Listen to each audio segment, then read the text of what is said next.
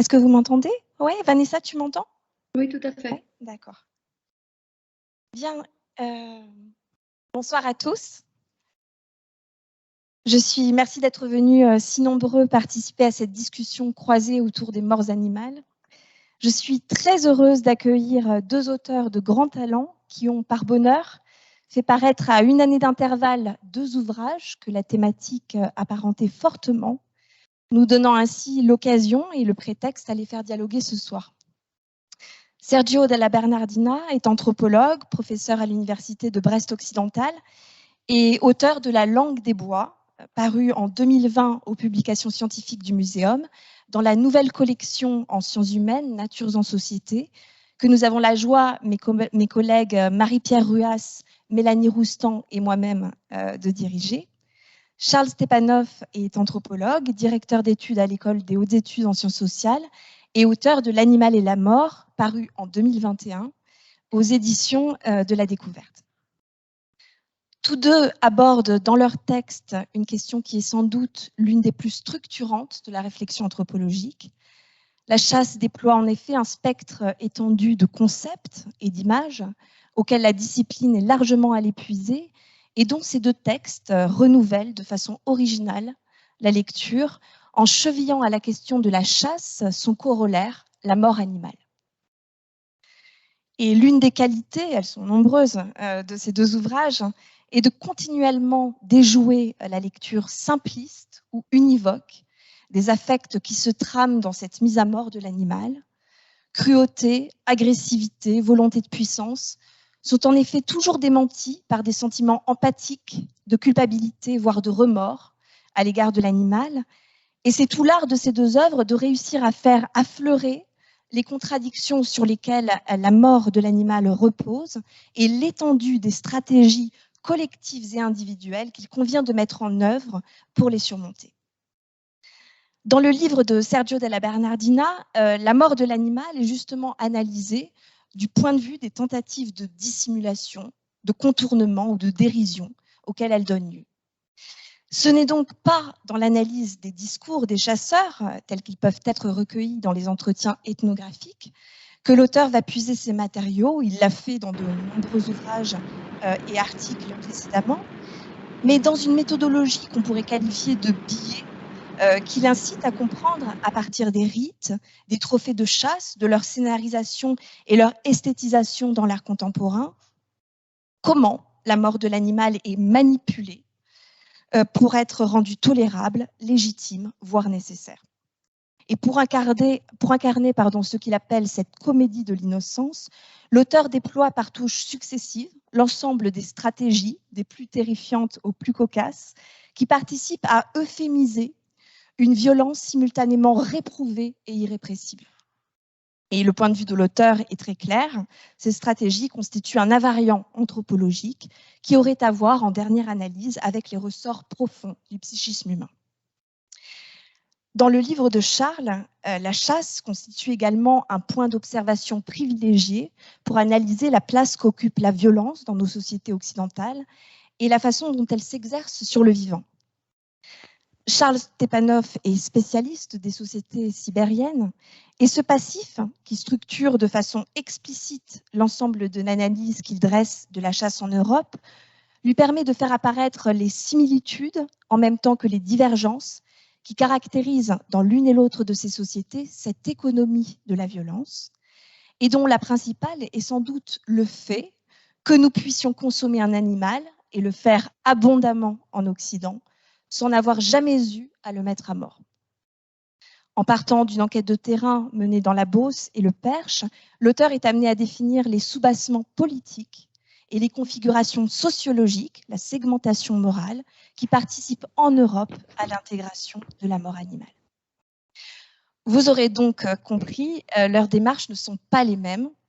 L'ambition de chaque ouvrage, le style de chacun des auteurs, les objets à partir desquels leur analyse se fonde, études de terrain ou animal taxidermisé, diffèrent. Et notre attention ce soir n'est pas de forcer le rapprochement ou d'en niveler les différences. Nous souhaiterions davantage ouvrir un dialogue qui permette à deux spécialistes d'apporter leur perspective sur un objet qu'ils abordent également avec un attirail méthodologique à certains égards apparenté, en tissant par le biais de la chasse des liens transculturels, en mobilisant des auteurs contemporains et anciens, en allant puiser à ces sources souvent marginalisées que sont les traditions orales, la matière de leur argumentation. Vanessa Manseron, chercheuse au CNRS, qui a largement exploré ces thématiques et n'a malheureusement pas pu être physiquement avec nous aujourd'hui, et moi-même tâcherons donc durant cette première heure de cette soirée de faire préciser à nos auteurs leur convergence et leur divergence en leur soumettant tour à tour quelques questions, et puis nous céderons ensuite la parole aux personnes parmi vous ou sur Internet qui souhaiteraient prendre la parole. Alors, puisque c'est à moi que revient le privilège de poser la première question, ma première question est une question de contexte qui permettra sans doute aux personnes parmi nous qui n'auraient pas encore lu ces ouvrages d'en comprendre la genèse. Sergio et Charles n'ont pas sur la chasse européenne un passif d'œuvres et de terrain commun. Sergio, tu as consacré l'ensemble de ta carrière à ces questionnements. Charles, tu es, comme je l'ai rappelé, spécialiste du chamanisme sibérien et cet ouvrage est le premier que tu consacres à l'Europe. Ma première question est donc, pourquoi poursuivre dans ton cas Sergio et initier dans le tien Charles une réflexion autour de la chasse en Europe? Quelle nécessité théorique, politique ou écologique y avait-il à écrire aujourd'hui un nouvel essai autour de ces questions? Donc, je vous laisse la parole. Je ne sais pas lequel d'entre vous souhaite la prendre. Il faut, en revanche, que vous manipuliez le micro, que vous appuyez et d'éteindre le mien.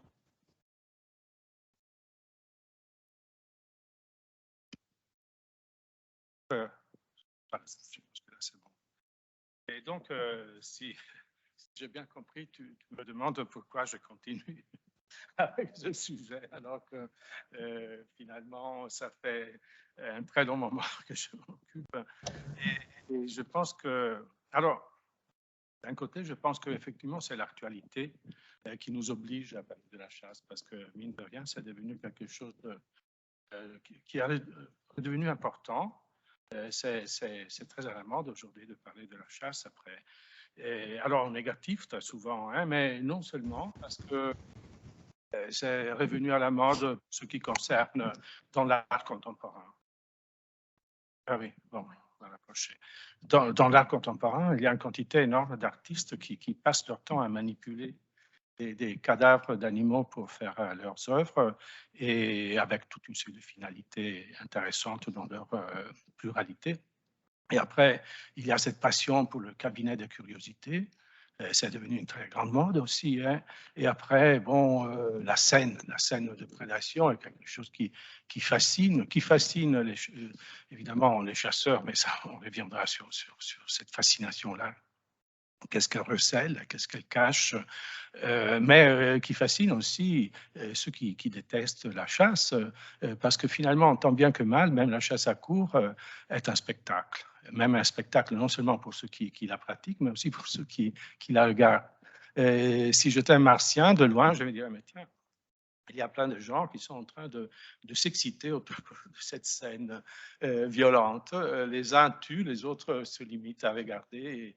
Et il y a quand même une effervescence collective autour de ce phénomène. Enfin, je dis les choses de façon un peu caricaturale, naturellement. Mais c'est une des lectures possibles de cet engouement. Et après, bien sûr, il y a cette fascination pour la scène de prédation que l'on retrouve. Mais ça, c'est quelque chose qui vient de très loin. Et là aussi, on pourra discuter justement de l'ancienneté de cet intérêt pour ces scènes de prédation, finalement, que l'on retrouve jusqu'aux artistes contemporains, encore une fois, mais présenté avec un registre qui est parfois celui de la dénonciation, mine de rien, la scène persiste, elle reste. Voilà, donc ça m'intéressait beaucoup. Je pense que derrière ça, il y a des questions qui sont d'ordre. Alors, je dois dire que une des raisons qui m'ont poussé à continuer, c'est que je suis très content dans cet ouvrage de pouvoir publier 3 articles que j'avais écrits il y a 25 ans et qui me paraissaient Enfin, en le réalisant, je trouve qu'ils abordent une question qui est de plus en plus urgente, c'est celle justement du statut de l'animal.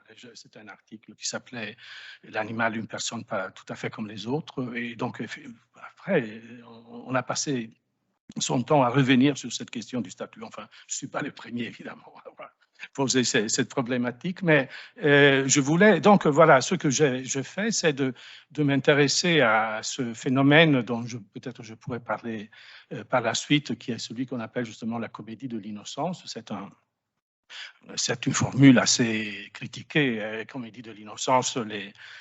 Les spécialistes, les anthropologues disent que c'est un terme comme ça assez pittoresque, inventé par un historien des religions dans les années 30 et qui ne répond pas à la réalité psychologique, aux motivations des acteurs. Donc, anthropologiquement, par rapport à l'anthropologie contemporaine, c'est quelque chose de forcé, de ridicule. Mais justement, un des objectifs de ce travail, c'est d'avoir poursuivre une piste de type universaliste. Et ça aussi, c'est absolument ringard et démodé, je dois l'avouer, dans le sens qu'on ne fait pas de l'universalisme aujourd'hui, on ne cherche pas à retrouver les pulsions derrière ça. Ce qui se passe à chaque fois, ce qui est important, c'est de voir quelles sont les motivations que les acteurs donnent à leur acte. Et donc, chaque culture a son ethos, son univers, avec ses valeurs, sa manière d'imaginer les relations entre les êtres. Donc, voilà, c'est ça l'anthropologie aujourd'hui.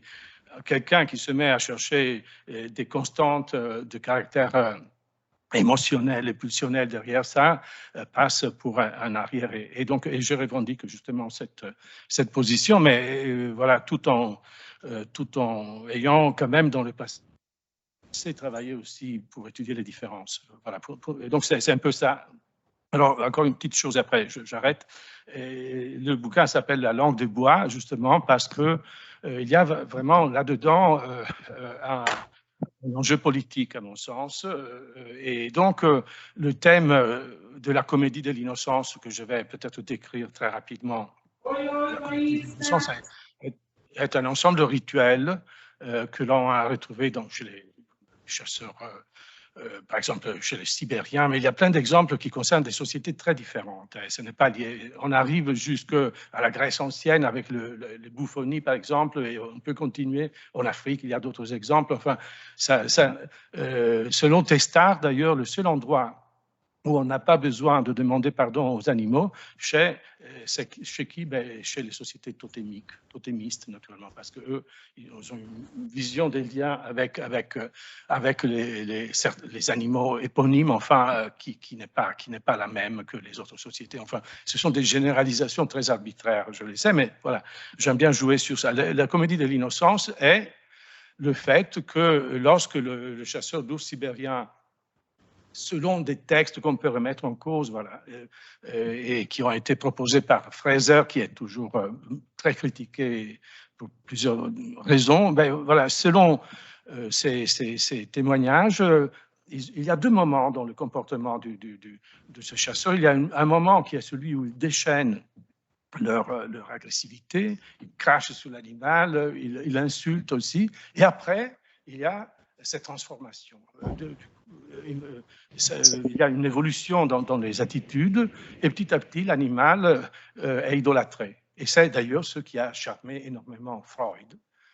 Autre universaliste, c'est Freud qui a lu justement Fraser et qui s'en sert dans Totem et Tabou pour élaborer toute sa théorie autour de l'ambivalence. Donc, et c'est autour de ce...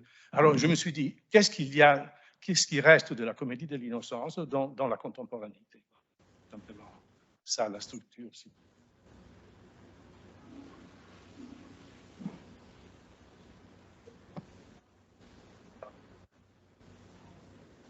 Cette occasion de discussion, dont je suis vraiment très heureux avec des auteurs que beaucoup. Merci Hélène Artaud de l'initiative de cette discussion, Vanessa Manseron et bien sûr Sergio Dalla Bernardina, qui m'a beaucoup inspiré dans mon travail sur la chasse. Donc mon parcours, comme l'évoquait Hélène, d'abord il commençait en Sibérie, puisque j'ai travaillé une quinzaine d'années autour du chamanisme d'abord. Dans ma thèse chez les Tuva en Sibérie méridionale. Et puis, j'ai étendu mes recherches au mode de subsistance, puisque le rapport à l'animal dans le rituel chamanique, évidemment, est tissé avec les rapports quotidiens de subsistance dans l'élevage pastoral chez les nomades et dans la chasse, puisque ces ressources sont combinées dans les économies traditionnelles et on n'a pas une séparation nette entre l'économie de chasseurs-cueilleurs et puis une économie d'éleveurs. La Sibérie, sur ce plan-là, est très intéressante.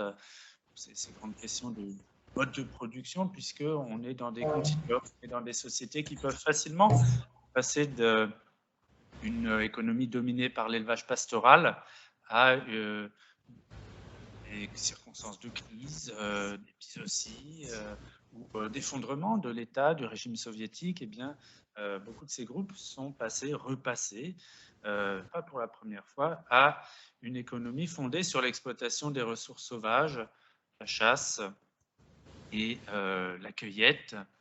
Et d'ailleurs, l'élevage est très proche de la chasse. En réalité, même le rapport aux animaux domestiques n'est pas fondamentalement différent du rapport aux animaux sauvages en Sibérie, puisque déjà dans les modes de gardiennage du bétail, dans beaucoup de cas, ils sont laissés en liberté pendant une grande partie de l'année, assez peu surveillés. Alors chez les Dojou, éleveurs de rennes, avec qui j'ai travaillé, il n'y a même pas de surveillance du tout des rennes, pas de gardiennage, pas de protection, pas d'alimentation, de nourrissage, puisqu'on ne fait pas de foin pour les rennes.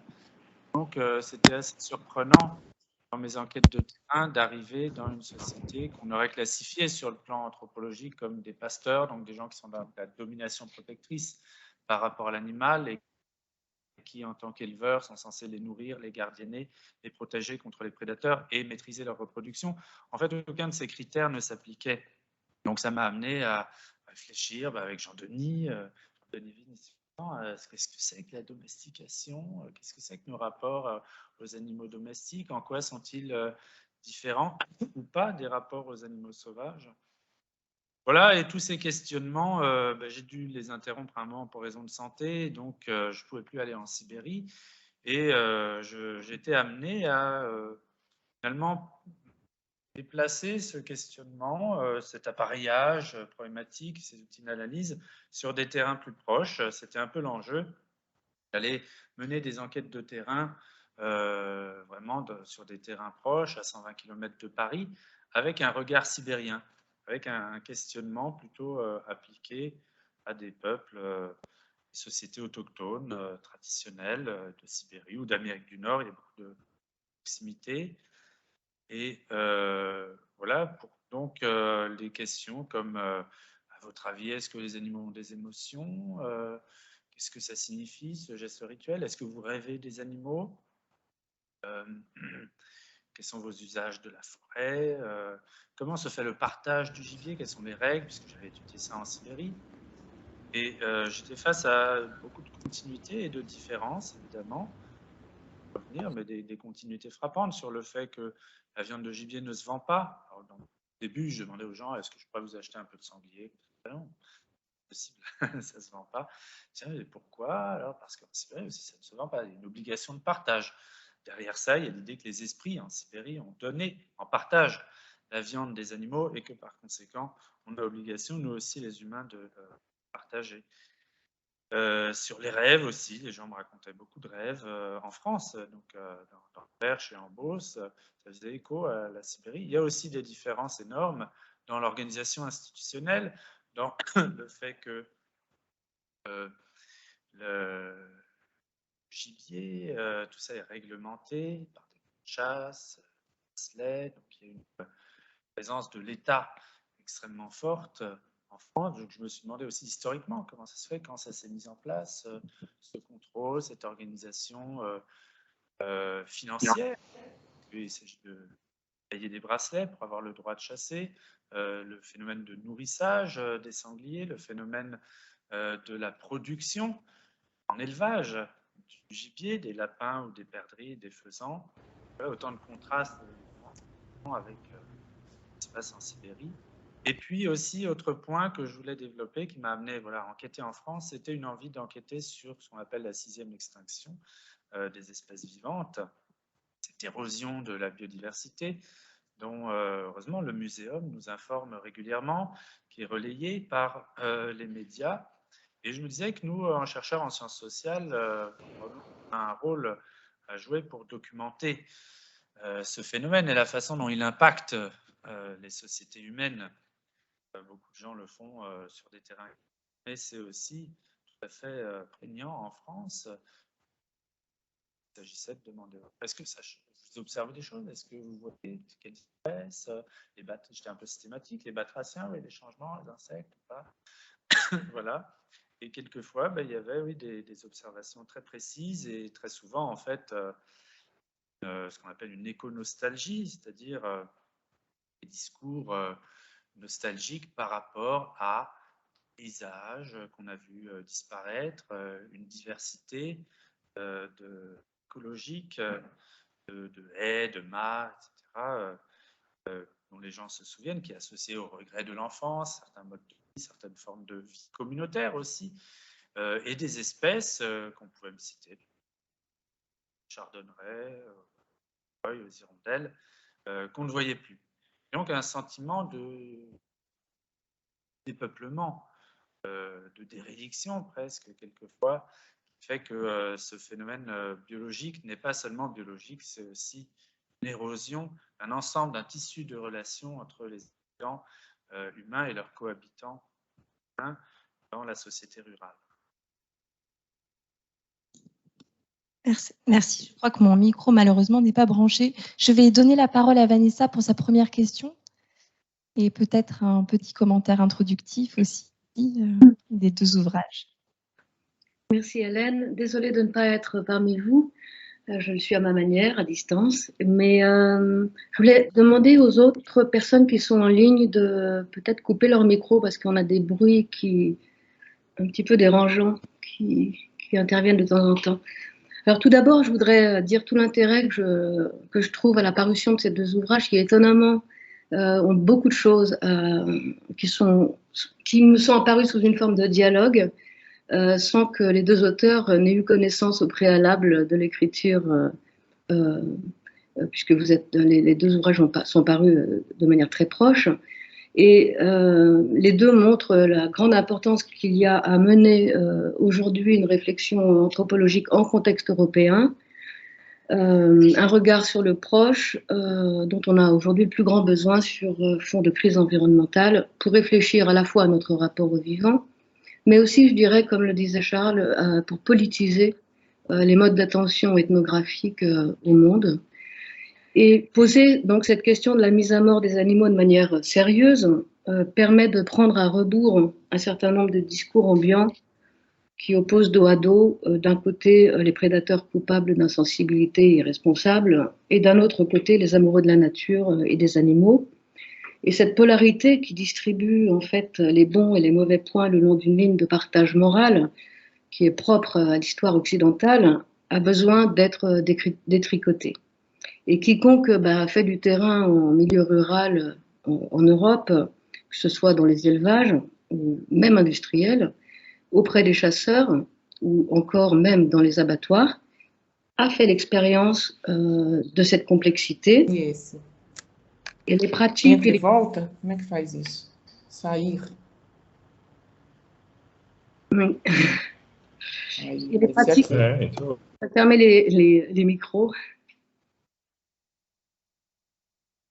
Et donc, les pratiques et les discours de ceux qui vivent avec les animaux, qui sont engagés qui vivent de l'élevage ou de la mise à mort, se situent toujours dans une zone grise, ni complètement asymétrique, ni complètement symétrique, ni complètement de l'ordre de la pure domination, ni de la pure compassion.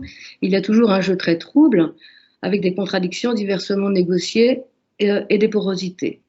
Et pour les voir émerger, il convient, comme le font les deux auteurs, de ne pas s'en tenir aux oppositions conceptuelles, dualistes, qui sont héritées de la pensée savante, mais de s'arrimer aux pratiques et aux discours. Donc, pour mettre vos deux écrits en discussion, j'ai pensé à des thèmes transversaux qui vous permettront surtout de discuter ensemble. Et la première question prend comme point de départ le constat qu'il existe une hétérogénéité très forte au sein du monde de la chasse, selon les appartenances de classe, selon les expériences du territoire et selon le type de chasse pratiquée. Charles met l'accent sur les discontinuités, tandis que Sergio plutôt sur les continuités.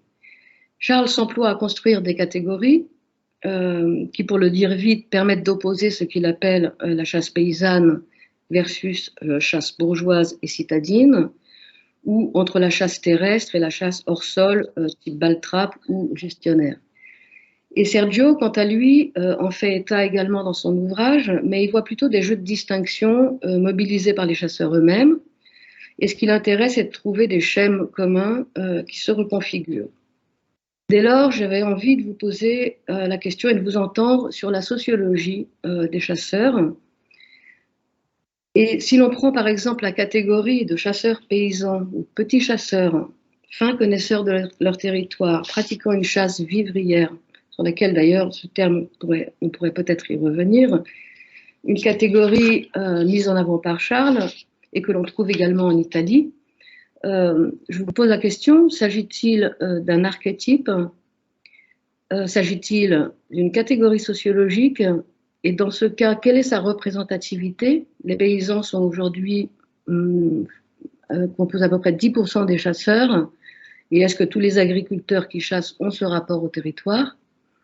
Ou alors, et c'est peut-être plus l'interprétation de Sergio, faut-il considérer que cette catégorie de chasseurs paysans est aussi et surtout une catégorie morale et une éthique qui traverse finalement les frontières culturelles et sociales, qui sont bien plus poreuses qu'il n'y paraît, et ceci depuis les débuts de la modernité.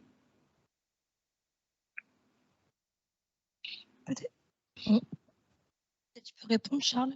Bien, merci Vanessa pour cette excellente question. Alors, oui, je développe un peu des archétypes, alors qui sont historiques. Disons que c'était une évidence sous l'Ancien Régime, au XIXe siècle, qu'il n'y a rien à voir entre le noble qui chasse à court et puis le petit braconnier. Aujourd'hui, qu'est-ce que ça signifie? Est-ce que c'est tout valable? Il y a des processus, évidemment, de diminution de la part agricole dans la population active. Aujourd'hui, on est en France à 1,5% d'agriculteurs. Donc, évidemment, c'est réduit à la portion congrue. Il y a un phénomène que décrivent les sociologues dans les années 1980 de dépaysanisation du monde rural et notamment de la chasse.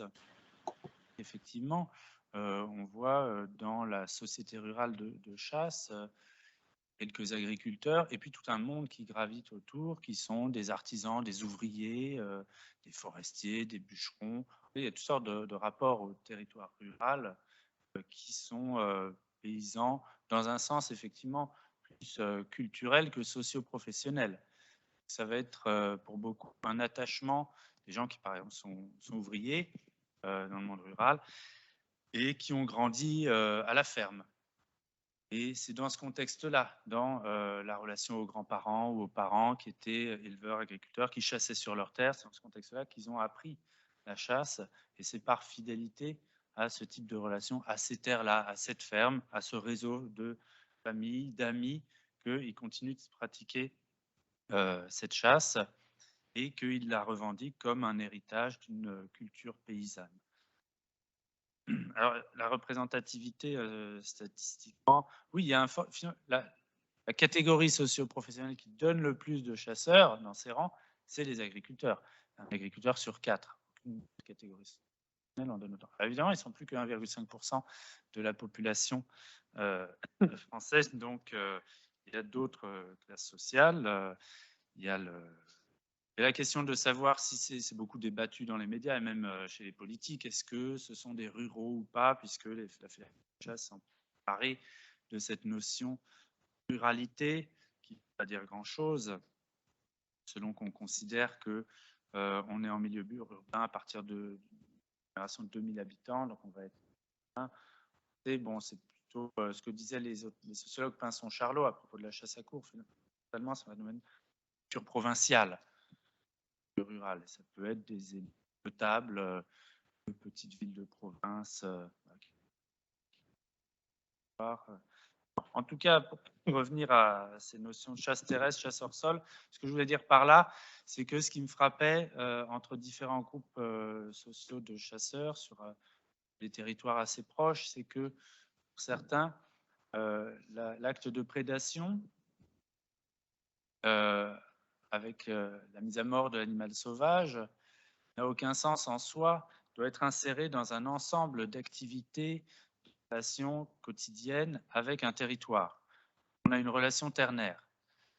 Plus sens pour moi par rapport à la façon dont on a étudié avec les collègues le nomadisme et la chasse en Sibérie, nécessité qui nous a frappé, qu'on ne peut pas considérer la relation homme-animal de façon duelle dans ces sociétés, puisque, par exemple, les sont un don des esprits. Et les esprits, c'est l'incarnation de la subjectivité du territoire. Donc on a toujours, de façon extrêmement explicite en Sibérie, une relation ternaire.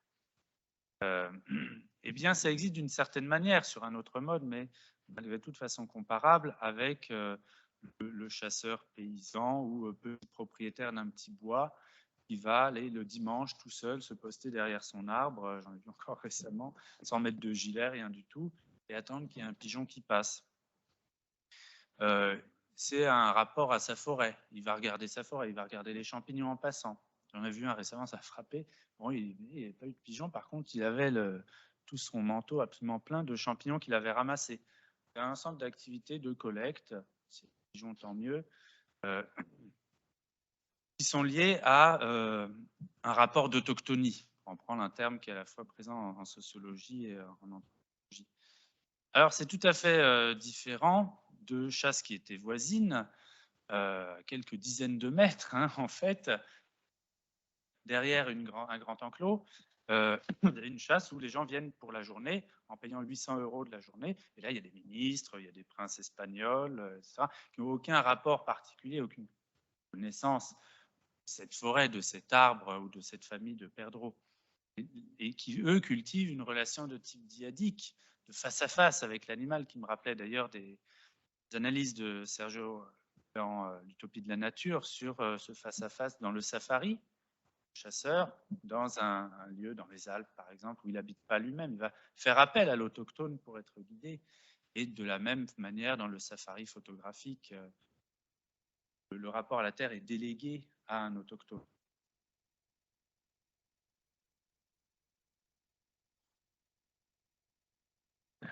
Oui, donc, effectivement, ça me donne l'occasion de pour faire un commentaire général autour de la lecture, justement, de Charles, parce que je l'ai comparé un peu à ce que j'avais vu, moi. Et donc, alors, j'ai eu pas mal de... Dans le sens que, d'un certain point de vue, je me suis dit, je le trouve très convaincant, franchement. Et donc, je me suis dit, mais tiens, c'est très convaincant. Et je ne vois pas forcément les mêmes choses. Et pourtant, et je commence à penser que chacun, qu'il y a plusieurs vérités.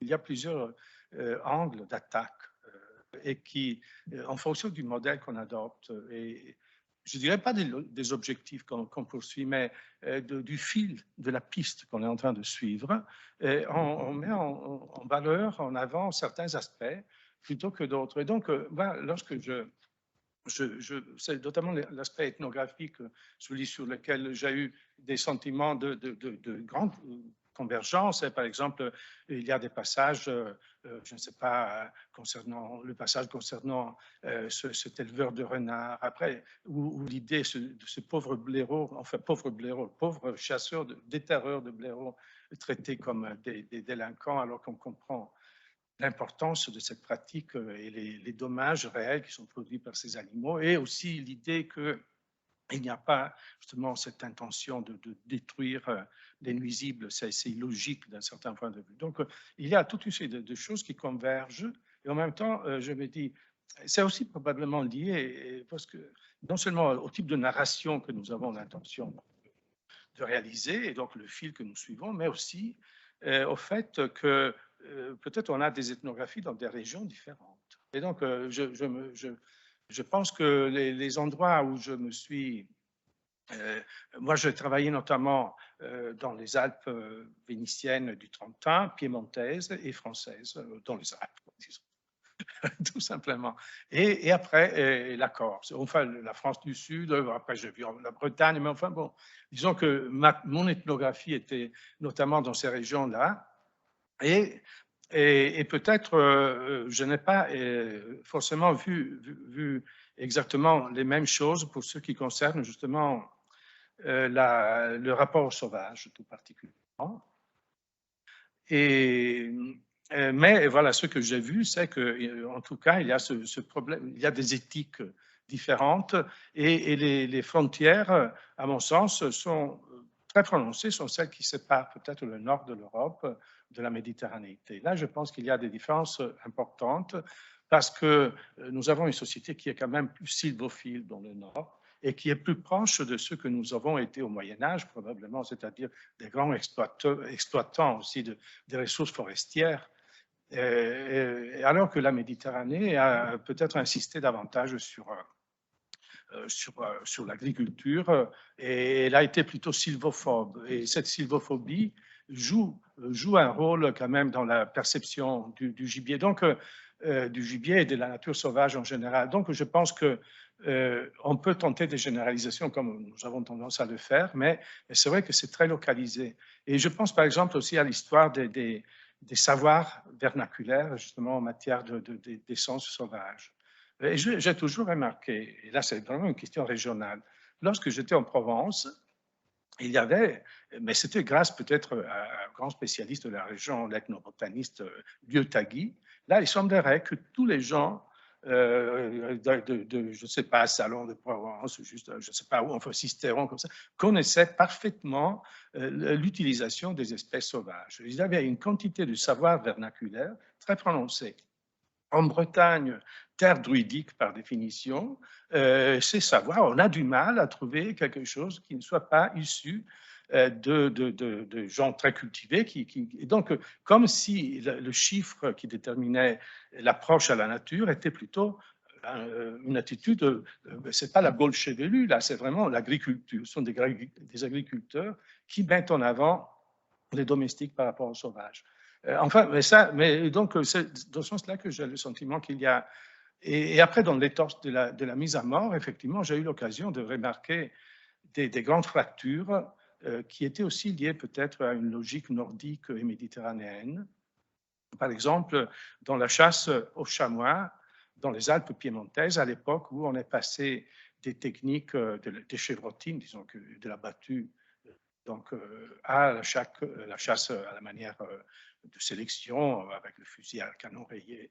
Et donc il y avait la bourgeoisie, enfin les élites locales, aussi la bourgeoisie urbaine de Turin, ces villes qui s'étaient converties au modèle nordique, alors que les gens, les derniers ruraux étaient encore liés à la chasse avec des chiens courants et la battue. Et ce qui était curieux, c'était de voir comment ces deux groupes se revendiquaient une légitimité par rapport à la manière de tuer proprement l'animal, dans le sens que du côté de ceux qui avaient adopté la logique centre-européenne, disons, c'est bien de ne pas déranger la forêt, c'est bien de tirer sur un animal qui ne sait pas qu'il va mourir d'une façon extrêmement propre.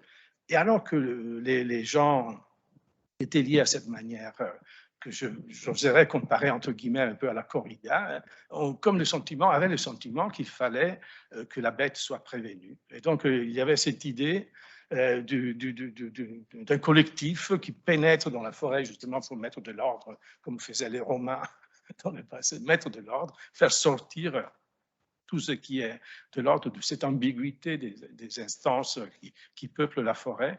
Et donc, il y avait cette idée que l'on retrouve aussi dans la manière de s'attribuer de l'immoralité. Alors, il y a un texte que j'avais retrouvé, mais c'était l'époque de la guerre de 14-18, il me semble, où les Autrichiens accusaient les Italiens, les Méditerranéens en général, en tant que piégeurs de petits oiseaux, d'être cruelle et sadique. C'était justement la chasse aux petits oiseaux était la preuve intrinsèque du sadisme naturel des populations méditerranéennes. Mais les gens du Sud, à leur tour, disaient « Mais comment est-ce qu'on peut tuer un chevreuil ou un cerf avec un regard si humain ?» Donc, c'est qu'il n'y en avait pas. De toute façon, il n'aurait pas eu la possibilité de faire quoi que ce soit. Mais l'idée fondamentale était celle que, voilà, il y a des éthiques différentes qui sont effectivement... Donc, par rapport à la question que tu posais, Vanessa, effectivement, je pense qu'il y a des éthiques à géométrie variable. Et là, je pense que tous les deux, de manière différente, nous retrouvons la même chose. Oui, et c'est des éthiques qui peuvent correspondre à des aires culturelles, mais aussi à des classes sociales dans une même aire géographique. Effectivement, j'ai souvent entendu, finalement, les personnes les plus impitoyables par rapport aux chasseurs, c'est les chasseurs eux-mêmes. Certains me disaient, je suis chasseur, mais je suis anti-chasse. Je suis militant anti-chasse contre les gens qui font ça à côté, que ce soit les gens effectivement battus qui considèrent que c'est immoral de tuer à l'affût parce que l'animal n'est pas conscient, donc n'a pas sa chance de se défendre. Réciproquement, les gens qui chassent à l'affût trouvent que la battue est un carnage épouvantable parce qu'il y a ce côté systématique piège. Et la chasse à court trouve que les uns et les autres sont totalement immoraux puisqu'ils ont l'arme à feu. Il y a Henri Vincenot dans la Bibaude qui montre bien ces débats éthiques et l'évolution historique aussi entre une chasse paysanne à la Bibaude avec un certain type de chien courant par rapport à la chasse à court. Ils vont essayer de convertir les chasseurs à court qui abandonnent cette vie aristocratique pour la chasse à tir à la Bibaude.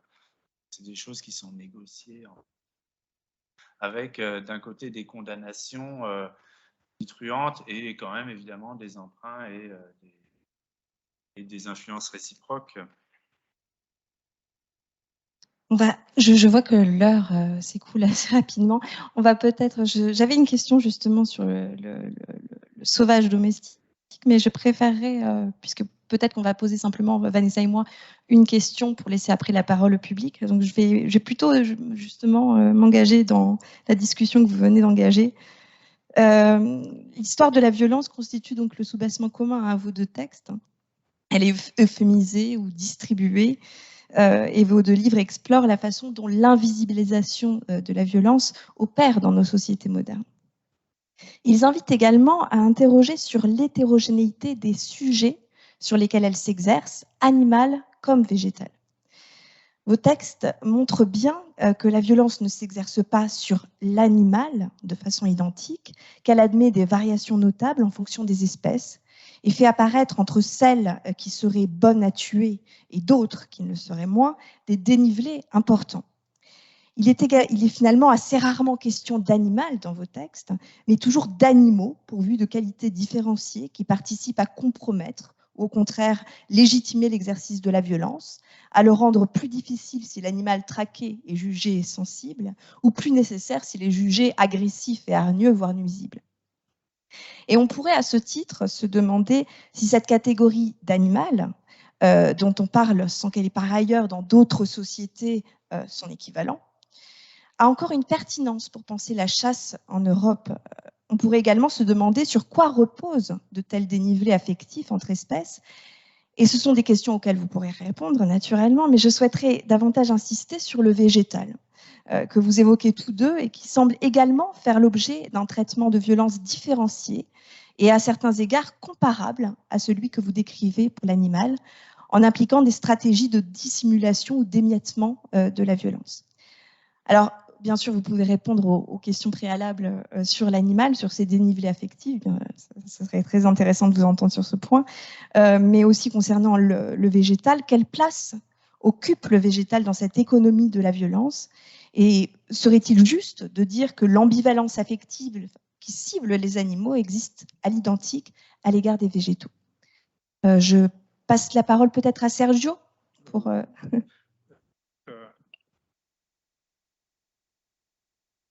qu'il faut faire. Donc, moi, je suis arrivé tard à m'occuper de la question des végétaux, et évidemment parce que là aussi c'est ridicule, mais c'est de plus en plus à la mode aussi de se poser la question, l'âme des plantes.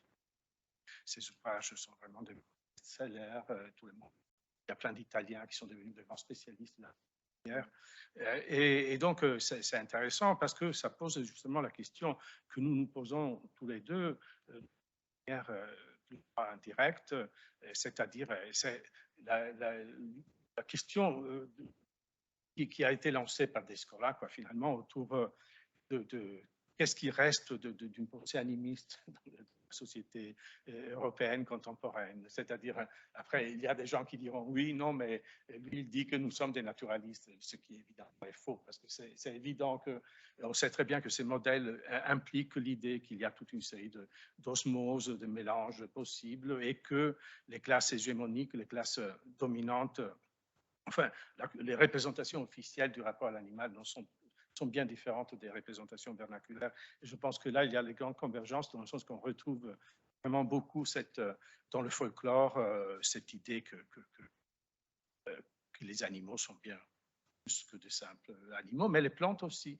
Et donc, effectivement, en lisant, moi, c'est que je devais le faire aussi parce que dans la tradition italienne, il y a cette étude, il semble qu'ils l'ont traduite récemment, un classique de De Martino qui s'appelle Mort et lamentation funéraire. C'est un classique où il explique justement comment, dans le bassin méditerranéen, au moins dans le passé et dans le classique, il était courant de pratiquer la lamentation funéraire pour ce qui concernait au moment de la récolte du blé, au moment de la vendange. Et donc, il y a toute une série. C'est un ouvrage important parce qu'il montre qu'il y a ce sentiment qui a étudié aussi par Vittorio Lanternari dans l'ouvrage La Grande Festa. Il insiste sur le fait qu'après avoir investi pendant la saison entière sur la ressource, que ce soit les agneaux, que ce soit les ignames, il cherche un peu partout dans le monde, que ce soit le blé naturellement. Et le moment où on est obligé de mettre fin à cette créature qu'on a préservée, qu'on a protégée avec autant de passion, ça devient quelque chose qui produit. Alors, est-ce que c'est du regret, vraiment? Ce n'est pas important. Ça produit une forme de discontinuité. C'est une perturbation, une mise en désordre qui demande une ritualisation. Et donc, on voit très bien que dans ce sens-là, les plantes sont traitées comme des interlocuteurs à part entière. Après, bon, dans la lecture que j'ai tendance à faire, moi, puisque je cherche à voir, non pas tellement le rapport réel que nous avons avec les plantes et les animaux, mais la manière dans laquelle nous les squattons sur le plan symbolique pour leur prêter justement quelque chose comme des objets transitionnels, on dirait en psychologie. Et on peut anthropomorphiser aussi bien une plante qu'un animal, et ça marche à tous les coups. Alors, effectivement, il y a une enquête que je commence à mener aussi sur le végétal et moissons. Alors, les quais de moisson, la gerbe, soit confrétaire aussi. Les gens ont connu ça il n'y a pas si longtemps. Ils plantaient du buis pour favoriser les rendements. C'est comme ça, c'était pour avoir de meilleurs rendements. Parce qu'on n'avait pas trop de frais. C'est pas un passé extrêmement lointain. Et du coup, ce sera intéressant aussi de comprendre pourquoi ils sont passés. Il y a d'autres méthodes, pourquoi le Roundup remplace le buis béni, des choses comme ça, avec ce qu'il y a effectivement sous-bassement ontologique dans cette conversion véritable d'un nouveau rapport au végétal et à l'écosystème. Et de façon plus générale, alors plus tragique sûrement, pour ce qui la mort des arbres, je pense, est plus tragique que celle de la récolte, évidemment, puisque les céréales, les annuelles sont déjà mortes, en fait, quand on passe. Perturbant. Par contre, l'abattage d'un arbre, livre en rapport des formules, qu'en Sibérie, avant d'abattre un arbre, les gens s'excusaient auprès de l'arbre ou bien dire c'est pas moi, c'est la hache qui t'abat. De même qu'on le fait pour l'ours.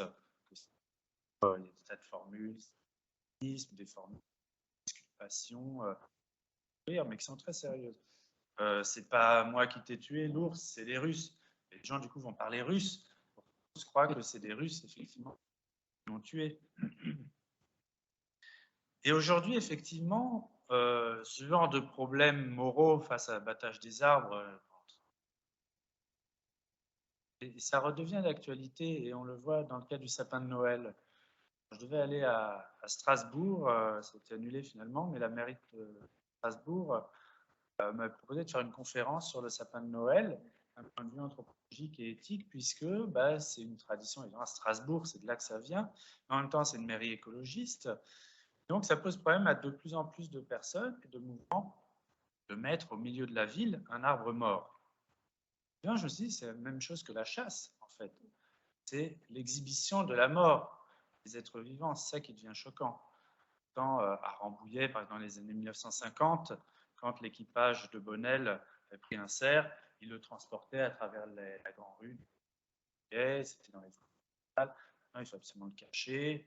Ils vont mettre des bâches par-dessus pour que personne ne le voie. Et peut-être qu'on va avoir aussi une forme d'hypersensibilité qui va aussi concerner le végétal. Et le cas du sapin de Noël est bien intéressant à ce titre, parce que l'alternative qu'envisage la mairie de Strasbourg, c'est de planter un sapin. Non, au lieu de l'abattre, de tuer et le ramener en triomphe comme une espèce de trophée qu'on a pris à la forêt de façon violente, la forêt des Vosges, on pourrait tout simplement le planter et l'enraciner. Il n'y aurait plus cet acte violent et choquant de mise à mort. Et en fait, ça a été déjà entrepris, ça. Ça a été entrepris pendant la Révolution française. C'était très bien décrit par l'historienne Mona Ozon. Quand la tradition de l'arbre de mai est une tradition pan-européenne absolument. Fraser montre à quel point c'est extraordinaire, c'est le nouveau végétal, la puissance de la nature au printemps, que les villages vont s'approprier en allant en équipe chercher l'arbre de mai. Et on fait de la musique, et il y a des orgies dans la forêt à la Renaissance, vigueur sexuelle, etc. On s'empare, la population humaine, pour se renouveler. Elle a besoin d'une extériorité. Elle a besoin du renouvellement de cette captation de la force vive, saisonnière du printemps, pour se reconstituer. Alors, à la Révolution, il y a des arbres de mai de la liberté, spontanément, qui apparaissent, qui sont plantés par les communautés en révolte, et qui est un symbole à la fois de liberté, mais cosmique aussi, c'est dans le rapport avec la nature. Et les élites intellectuelles bourgeoises, avec l'abbé Grégoire, introduire un autre rituel, qui est la plantation.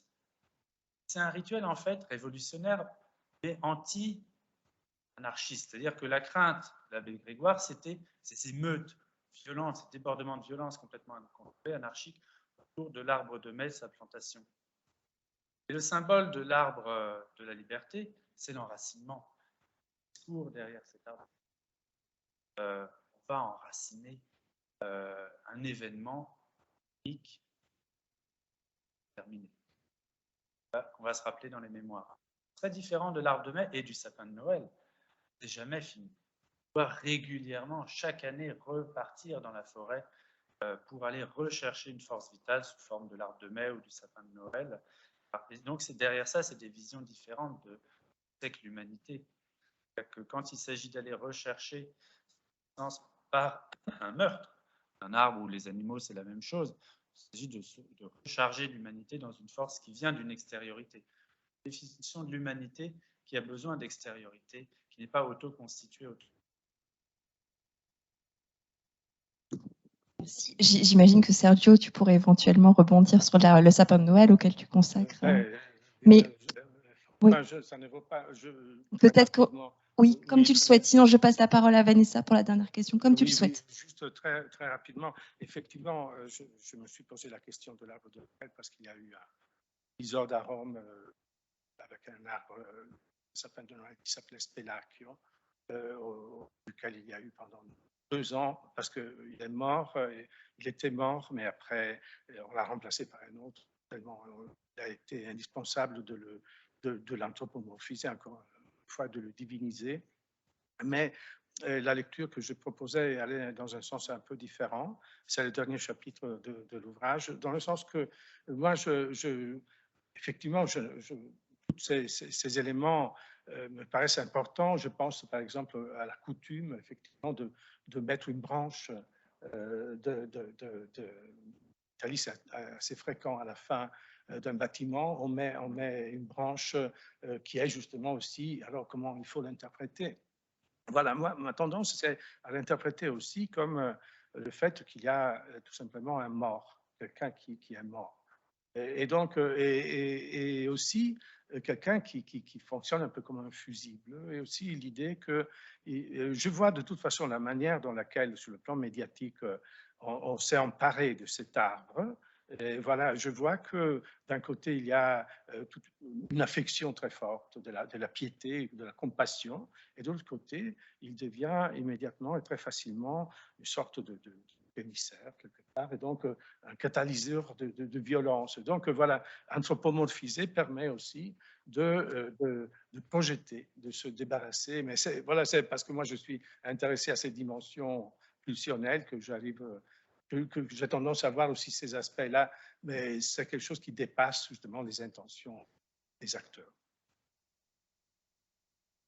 Merci beaucoup. Je te passe la parole, Vanessa, peut-être pour une dernière question, de façon à ce qu'après, on puisse éventuellement sonder le public. Bon, j'avais d'autres questions, mais il va falloir que je choisisse, et c'est un crève-cœur. Alors, je pense que je vais terminer sur celle-ci. Ça concerne en fait le mode d'attention que la chasse engagée construit comme rapport aux animaux et au territoire. Et qu'on contraste généralement avec les urbains déconnectés du vivant qui n'ont plus de rapport avec les animaux. Et j'ai pour ma part mené un terrain en Angleterre auprès des naturalistes amateurs. Et pour ceux qui ne le savent pas, en Angleterre, il y a très peu de chasse. Et par contre, il y a énormément de naturalistes amateurs. Et le contraste avec la France ou avec l'Italie est frappant. Et ces naturalistes amateurs, comme les chasseurs, si on regarde de près, ont un mode d'attention et une connaissance du vivant absolument surprenante et avec la reconnaissance d'une agentivité, avec une connaissance qui s'appuie sur le point de vue animal ou végétal, avec une relation à un sauvage qui n'est pas le wilderness, mais qui est quand même une altérité à comprendre. Donc on n'est ni dans le modèle de l'animal enfant, ni dans le modèle synergétique de la prédation empathique. C'est une sorte de troisième voie. Et cela pose la question un petit peu de la mise à mort comme modalité relationnelle, parce qu'il existe d'autres manières de se relier et qui semble-t-il... Donc ça veut dire que la chasse n'est sans doute pas qu'un mode d'attention et qu'il est pris évidemment dans tout un processus qui comprend la mise à mort. Mais alors, qu'est-ce qu'il y a d'aussi essentiel à la mise à mort qu'on ne veuille pas troquer son fusil contre des jumelles, comme ça a été le cas en Angleterre, qui permet... les jumelles permettent aussi de traquer les animaux, permettent aussi de s'absorber des heures dans le monde animal ou végétal, d'arpenter le territoire et de le connaître dans tous ses recoins. Donc voilà, c'était un peu le contraste que relevait aussi Sergio entre peut-être l'Europe du Sud et l'Europe du Nord. Donc voilà, je voulais savoir qu'est-ce qui se passe dans ce moment de la mise à mort d'aussi essentiel qu'on n'y renonce pas, même en ces temps difficiles où ces pratiques sont extrêmement critiquées, etc. Et les Anglais, quand même, c'est un ordre un peu spécial.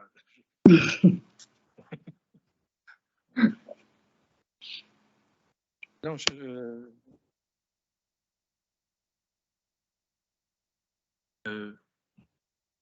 déjà, on peut dire, oui, statistiquement, c'est vrai que la terre est restée dans un de chasse d'élite. Et là, la différence historique en France, c'est la Révolution française, avec l'attribution du droit de chasse, droit de propriété, et donc une popularisation, et donc un nombre de chasseurs, la population beaucoup plus élevée. particularité. Alors, probablement qu'en Angleterre, quand on voit les textes anciens de Thomas, par exemple, enfin, historique, il y a eu du braconnage, comme en France, évidemment, et il y a eu de la prédation vivrière, paysanne. Thompson aussi. Oui, voilà, oui, c'est ça. Oui. Noir, les crimes de chasse qui étaient extrêmement sévèrement réprimés au XVIIIe siècle, condamnation à mort en Angleterre si on tue un cerf. Donc ça peut expliquer le fait que les gens soient rabattus sur le naturalisme dangereux. Mais voilà, qu'est-ce que ça implique sur le plan anthropologique? Pourquoi la mise à mort? Bon, c'est des traditions culturelles locales dans les petits villages. On voit ces gens, ça se transmet de génération en génération. Ils ont appris ça avec le grand-père et c'est lié à des pratiques de subsistance. Ce que je retire de mon enquête, moi je venais par le biais de la chasse, le rapport à l'animal, à la mort, etc. Et je me rends compte que c'est une petite pratique parmi tout un éventail de pratiques de subsistance qui sont enracinées dans le territoire, qui vont être le potager, des grands émeraudes, les gens mordus de la chasse en fait passent beaucoup plus de temps dans leur potager, à désherber, l'entretien des mares pour avoir des canards de barbarie qu'on tue soi-même, on prépare les rillettes, etc. Le verger où on va faire son cidre, dont on va faire du calva, le petit bois, la haie, on va faire du bois. Tout ça, c'est des pratiques faites par des gens qui ne sont pas paysans, au sens strict. Hein. Ce n'est pas catégorie socio-professionnelle, agriculteur. Mais c'est évidemment dans une culture paysanne traditionnelle. Et donc, dans ce cas-là, il s'agit d'une revendication d'autoproduction, qui n'est jamais totale, évidemment, une revendication de pratiques qui mêlent le loisir, la rencontre entre copains, le festin, la balade sur ces terres, dans la forêt, avec des activités de subsistance. Ça n'est pas séparé.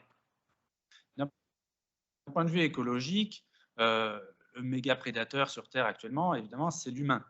D'un point de vue écologique, le fait que le prédateur prenne soin de ses proies, ça ne change pas énormément. En France, on tue 3,2 millions d'animaux chaque jour. Et évidemment, les prédateurs et les animaux qu'on tue, c'est nos proies. Il y a différentes formes de prédation. Il y a des prédations, on va dire prédation type chasse de supermarché, hein, en disant de façon grossière, dans laquelle la prédation est sur le plan écologique très, très puissante, efficace, mais l'acte même de mort n'est pas visible. Il est dissimulé, c'est un processus séculaire de dissimulation, de camouflage de la violence. Alors la chasse terrestre, ne répond pas à ce processus de camouflage.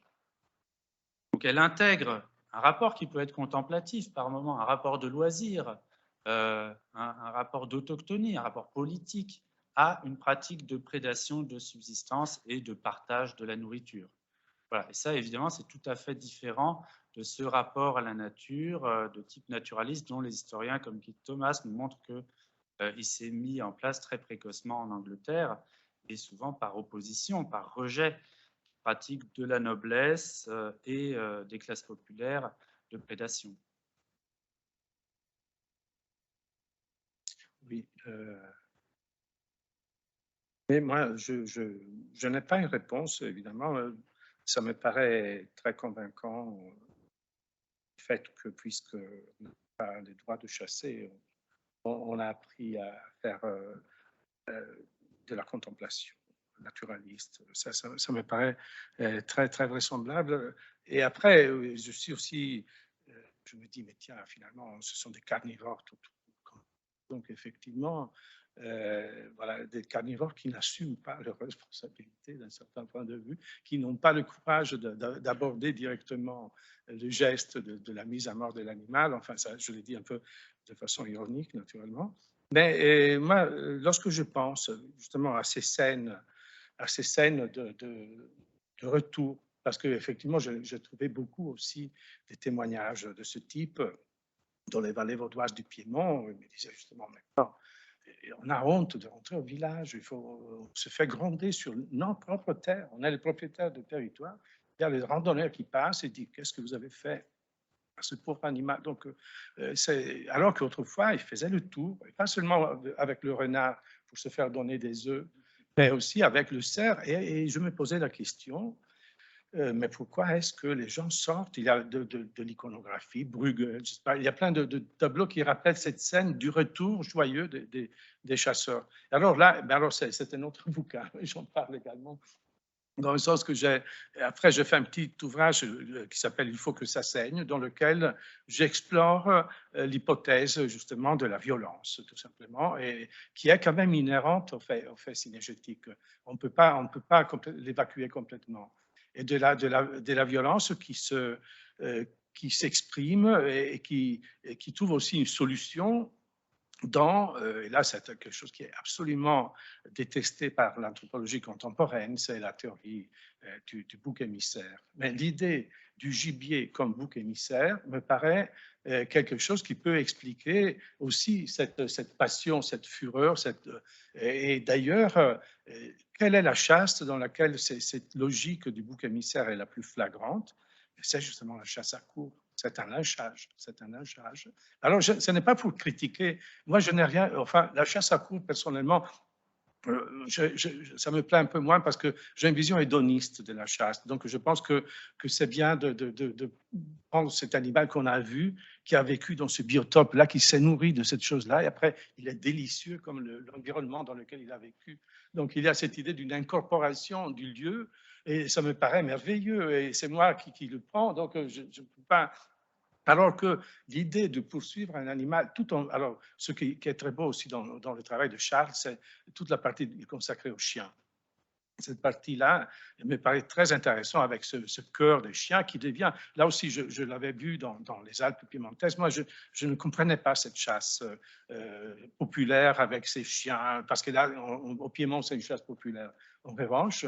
Et après, en fréquentant ces gens-là, j'ai compris à quel point ça crée effectivement un collectif, une communauté avec ce pidgin, voilà, cette tentative qui réussit très bien d'arriver à dialoguer, à communiquer, de trouver. Là, et donc, et ça me paraît important de rappeler dans toutes ces critiques un peu de type animaliste quant à l'instrumentalisation de l'animal, ils ne sont pas instrumentalisés, ils sont heureux comme tout. Alors, on les a fabriqués comme ça peut-être, d'accord, mais il y a une joie, dans ces animaux, il y a une interaction qui est palpable.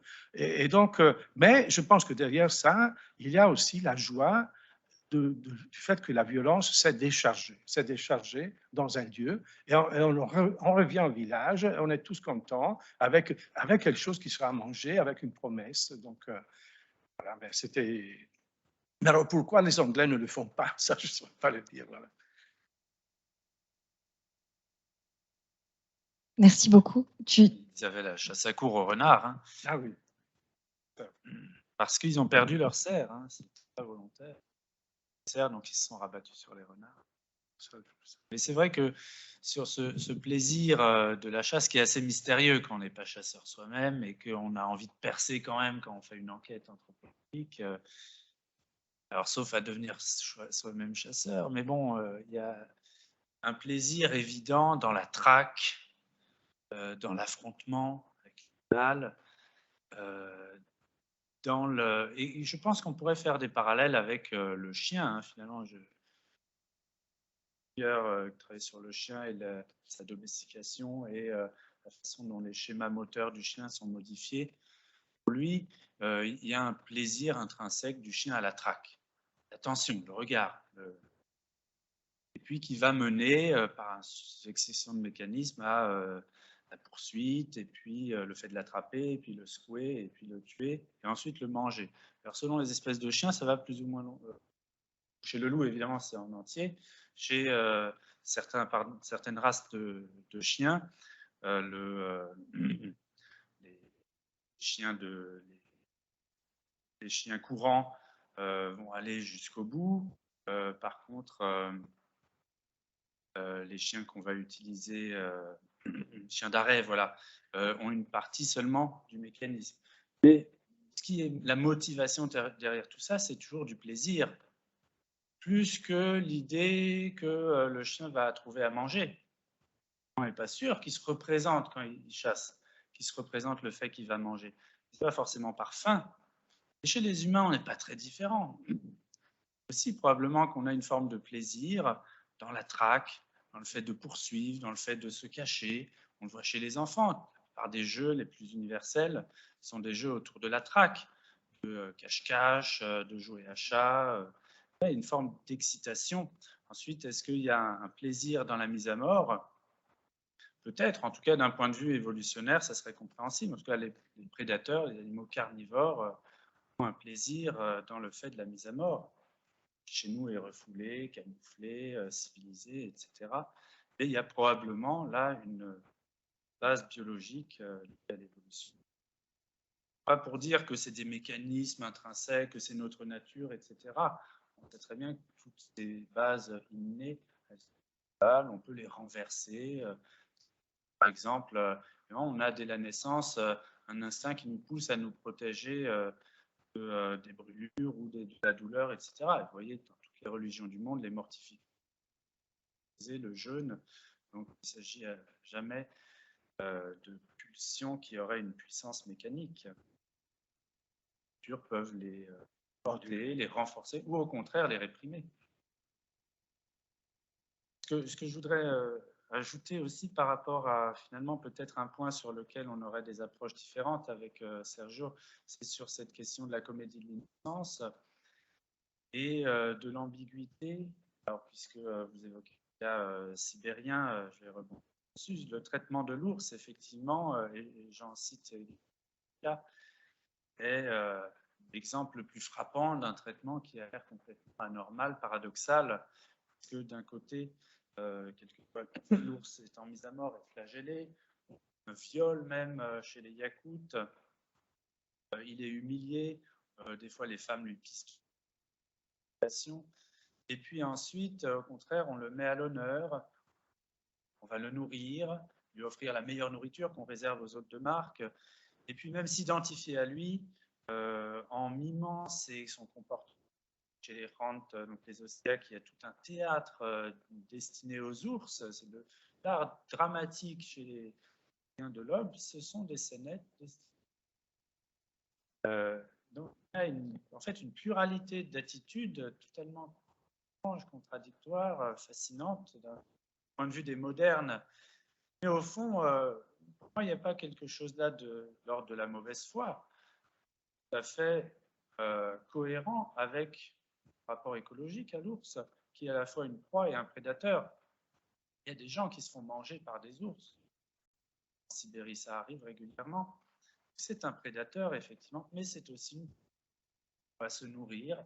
Donc cette ambiguïté par rapport à l'ours, dans les rituels, elle reflète une ambiguïté. C'est justement pour cette raison que moi je cherchais, justement j'ai dit, c'est un exemple, celui de Fraser, on ne sait pas où il a tiré, je sais qu'on peut le remettre en cause, mais c'est justement pour ça que je tenais à évoquer l'existence de stratégies similaires dans des sociétés très différentes. Et là, ça me fait penser justement à un autre point, une autre concordance que j'ai trouvée dans mon travail, c'est-à-dire là où vous évoquez la scène de ce chasseur-éleveur qui avait élevé un petit sanglier et que lorsque le sanglier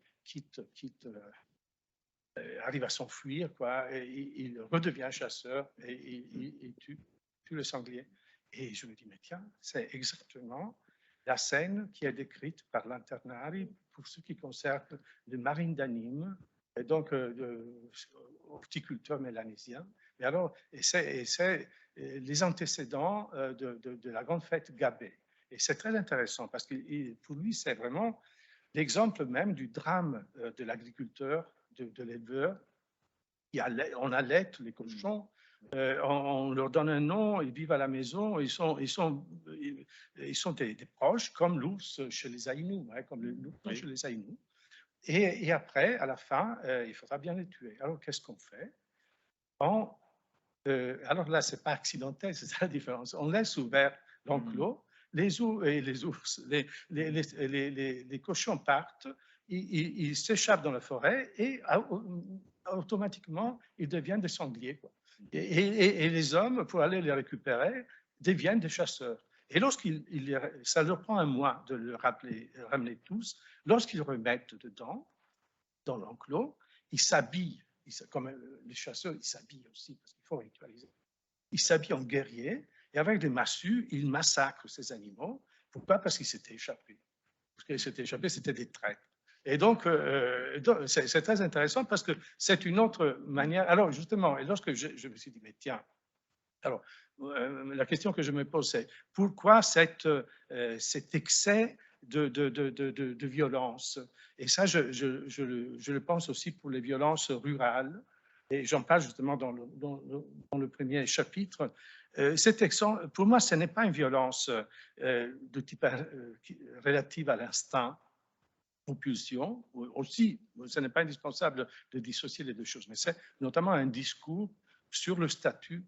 C'est une spectacularisation de la distance qui a été créée entre l'humain et l'animal. Et c'est à cette condition-là qu'on peut le massacrer en lui disant, tiens, de toi, je peux faire ce que je veux parce que tu es autre chose. Mais cette altérité de l'animal a été construite. Et donc, je me demande, vous voyez, je suis tellement complotiste, disons, que je me demande si votre paysan, à vous, il n'a pas laissé ouvert la barrière pour après.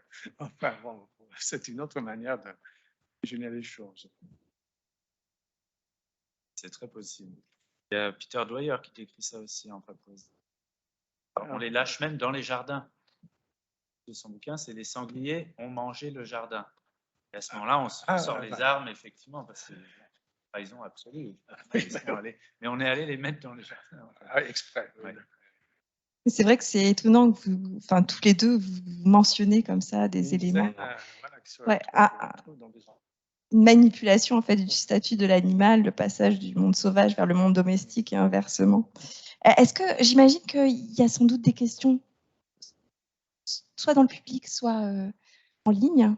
Alors oui, je vous laisse.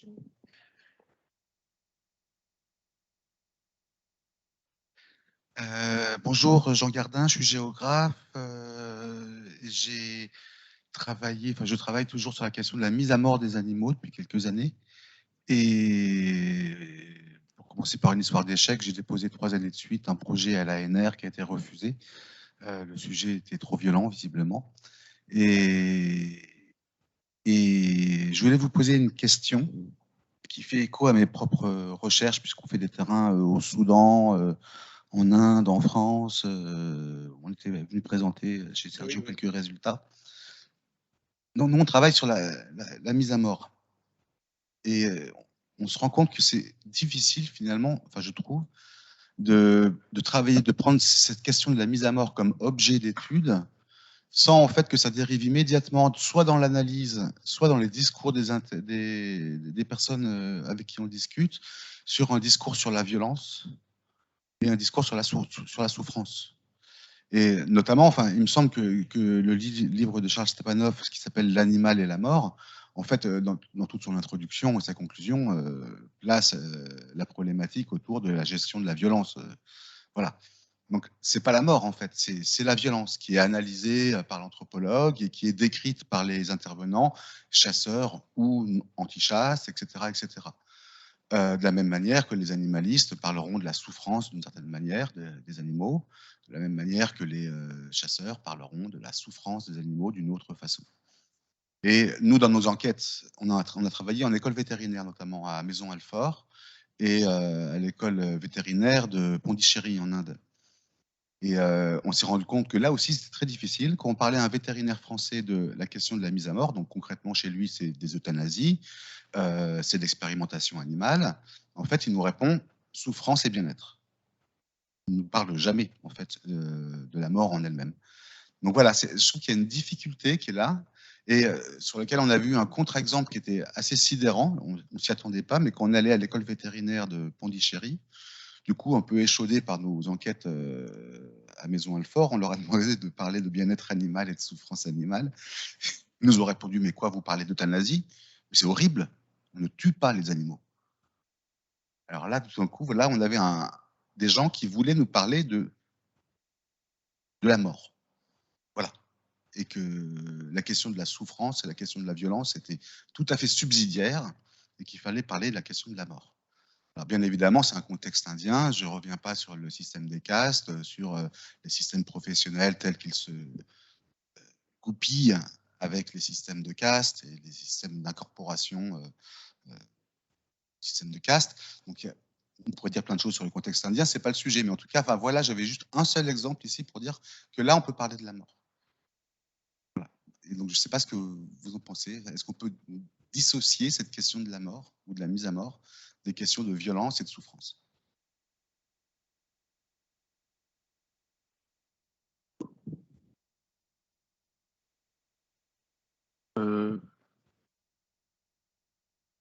Moi, la mort infligée à d'autres êtres est nécessairement une forme de violence, sans jugement moral. C'est pour ça que j'essaie de donner un cadre assez général au début du livre, en parlant de violence anthropique, qu'il n'y a pas d'existence humaine, qu'il n'y ait pas un impact sur les écosystèmes dans lesquels elle vit. Ça va être par des brûlis, les cobuaches et les chasseurs-cueilleurs, ça modifie l'environnement. Eh bien, ça détruit les habitats d'un certain nombre d'animaux, ça détruit des végétaux, et puis par la chasse, il y a de la destruction d'animaux. C'est violence dans un sens large, mais qui n'implique pas de jugement moral. Au contraire, l'idée, c'est d'aborder la violence pas comme une anomalie, pas comme quelque chose de pathologique, mais comme quelque chose qui fait partie des existences humaines, sous des formes très différentes. Elles sont plus ou moins assumées, plus ou moins industrialisées, plus ou moins déléguées. À partir de ça, on peut avoir une comparaison entre les sociétés. Sergio, tu veux ajouter quelque chose? Moi, je n'aurais pas tout ce que je pourrais faire personnellement par rapport à une question de ce genre-là, ou bien je garde une perspective tellement universaliste que j'ai évoqué au départ que ça ne me permet pas d'avancer trop dans cette question-là.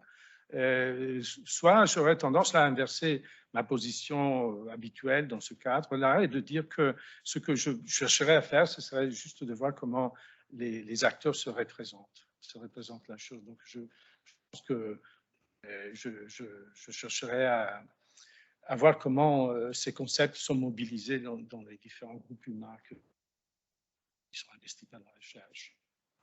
Mais c'est une grande question. Il faudrait que j'y réfléchisse un peu plus pour vous donner une réponse pertinente. Alors, je crois qu'il y avait une autre question. Bonjour, merci. J'aurais voulu savoir si vous aviez eu l'occasion de vous poser la question de la pêche, vivrière ou enfin non professionnelle. Est-ce que vous pensiez de la pratique de plus en plus répandue du no-kill, donc on relâche le poisson et le trophée n'est plus que photographique? Il y a plusieurs auteurs, des sociologues ont travaillé autour de ça, notamment, enfin 2 ou 3 sociologues au moins. Moi, je m'étais posé un peu la question il y a quelque temps. Moi, je pense que je n'ai pas un point de vue très intelligent sur cette chose. Je pense que c'est un peu le sens commun qui me pousse à dire que je vois là voilà, quelque chose que Elias appellerait comme un premier degré d'euphémisation de la violence. Voilà, c'est dans le sens que on continue à pratiquer cette violence, mais tout en ignorant toutes les conséquences que cela implique. Mais c'est vrai qu'il y a la grande question de pourquoi est-ce qu'il y a le double de pêcheurs sportifs par rapport aux chasseurs, pourquoi ça marche bien.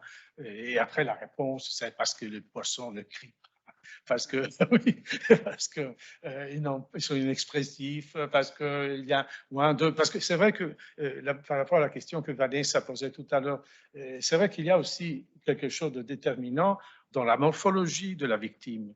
C'est-à-dire, il y a des animaux qui nous ressemblent davantage et les mettre à mort, c'est bien plus difficile Un perdreau, ça va. Un sanglier, comme le dit Burkert, il respire comme moi, il transpire comme moi, il regarde comme moi. Et donc, et lorsque je suis tout près, ça me fait. Donc, et le poisson, non, en revanche. Voilà. C'est un peu une réponse un peu superficielle. C'est vraiment étrange cette pêche no-kill. On peut se demander si ça va se répandre dans la chasse. C'est difficile à mettre en œuvre pratiquement. Non, ça existe avec les éléphants désormais. Ah oui? Oui, on tire une seringue pour taxidermiser l'éléphant et après on prend une photo. Et après, souvent, l'éléphant arrive à se réveiller et repart, mais pas toujours. C'est aussi pratique. On voit à quel point on peut avoir des éthiques qui s'estiment tout à fait justes. Parce que du point de vue des pêcheurs ou pêcheurs animistes de Sibérie, c'est le comble de l'irrespect et de la négation d'attraper un poisson juste pour le plaisir et sans le manger. La moindre des choses de le tuer. On va avoir en France l'idée que plus respectueux. Et c'est une vision même, une vision du poisson, de l'être vivant tout à fait différente. C'est-à-dire qu'en Sibérie, on peut l'affronter dans la mesure où c'est un combat à mort pour se nourrir. Le fait de le manger, c'est quelque chose de sacré. C'est une forme de respect. Incorporer sa chair pour faire de la chair humaine. C'est toute une métaphysique aussi de l'alimentation que nous avons perdue. Jean-Denis, je te passe. Jean-Denis Vigne, c'est juste sur cette histoire de massacre de poissons. Je me souviens, il y a très longtemps, de discussions avec Serge Collet autour du rituel tu connais ça sans doute, de l'espadon, hein, de la pêche et de la mise à mort de l'espadon.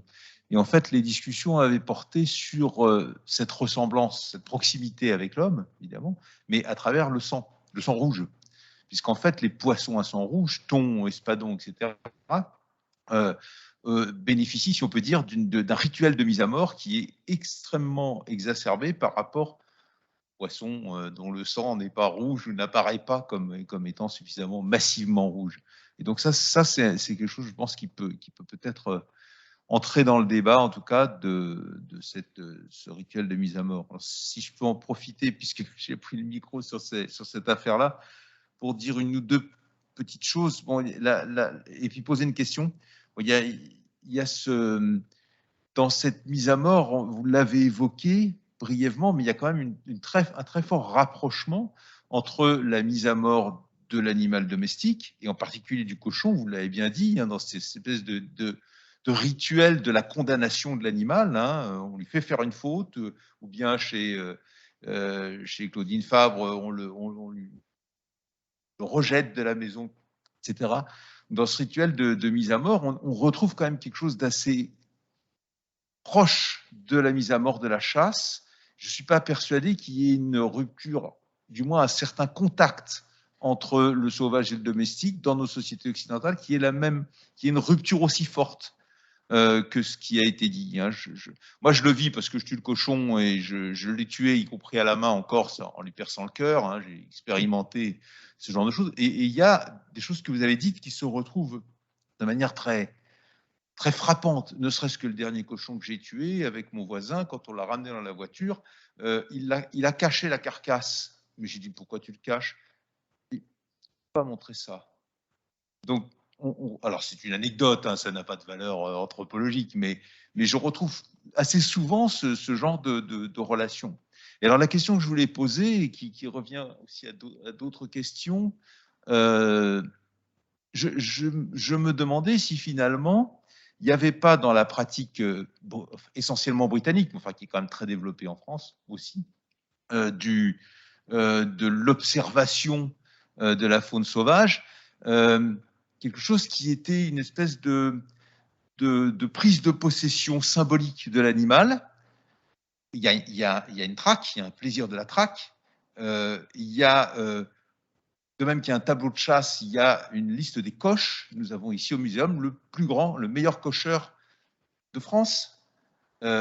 il y a toute une culture qui est une espèce de ritualisation sans mise à mort de la chasse. Et quand on a attrapé l'image de l'oiseau rare ou du bison au fond de la forêt de Biovija, eh bien, on a d'une certaine manière pris possession de l'animal sans mise à mort.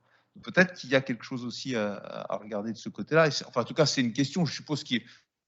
Je ne suis pas anthropologue, donc je ne connais pas toute la littérature sur la question, mais je posais aussi la question à Vanessa Manseron, puisque c'est elle qui nous a parlé de ce glissement au Royaume-Uni vers une autre forme de chasse, peut-être.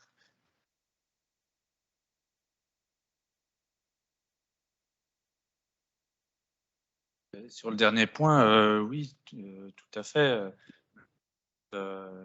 Le HESS qui travaillait en Normandie, à la fois chez les chasseurs de gibier d'eau et chez les naturalistes de la LPO, a été frappé par la similitude des attitudes, du vocabulaire, de l'excitation. Les ornithologues attrapaient avec des petits filets les oiseaux de passage pour les baguer. Donc, il y avait vraiment là des techniques communes aussi avec le piégeage paysan, à cette différence près que les relâches ensuite. Alors, ils ne s'en sortent pas forcément toujours non plus, donc beaucoup il y a de la perte, oui. Probablement que, oui, la confrontation, l'excitation, le trophée par l'image, effectivement, on parle bien de chasse photographique. Et cette idée ça me paraît très juste, cette idée de la prise de possession, de la domination, qui a quelque chose qui rapproche beaucoup ces deux mondes, finalement. On crée un subalterne, quelqu'un qui a perdu dans la... Et sinon, à propos de cette histoire de tuer les cochons, parce qu'il y a ce célèbre texte de Yvan Verdier, voilà notre exemple de comédie de l'innocence. Aujourd'hui, on va tuer les cochons chez les Noiret, dit Yvan Verdier, et reprend une scène, et donc et la dame dit, oui, et on va tuer le plus méchant. On va tuer le plus méchant. Et c'est terrible lorsqu'il devient méchant. Mais alors, il y a 2 ans, il y avait Florence Évrard, qui est une réalisatrice qui a filmé la dernière mise à mort domestique d'un cochon en Lozère, enfin dans une maison de la Lozère, non de la Lozère, enfin à Tulle, en Corrèze. Et là, la scène est identique. Ça m'a frappé parce qu'on tue le cochon d'un coup de calibre 22 sur la tête. Et après, bon, la dame est là dans le noir et elle dit... Et la dame qui fait partie de la famille des tueurs de cochons, disons, est là et elle dit, c'est quand même, ils sont méchants, ces cochons-là, il faut savoir qu'ils mangent leurs petits. Hein, et le monsieur qui dit, ah oui, mais s'ils peuvent, ils te mangent toi aussi, ils te mangeraient toi aussi. Et donc, et après, mais c'est drôle parce que ça ressemble aussi à quelque chose, et ça me paraît intéressant de réfléchir à la notion de rituel. Parce que lorsque ces choses reviennent dans des lieux si différents que ça, on peut dire qu'il y a une ritualité implicite. C'est une gestuelle qui vient de très loin. Et après, elle dit aussi, autre jeu classique, si on parle bien de l'un, ça peut parler mal de l'autre. Donc là, c'était le cochon, la truie, elle est terrible. La vache, en revanche, alors il y a tout un discours contextuel où la vache est formidable. Mais après, il faudra tuer aussi la vache. Donc il faudra trouver aussi un autre stratagème, un autre prétexte pour... Est-ce que vous avez d'autres questions? Ouais.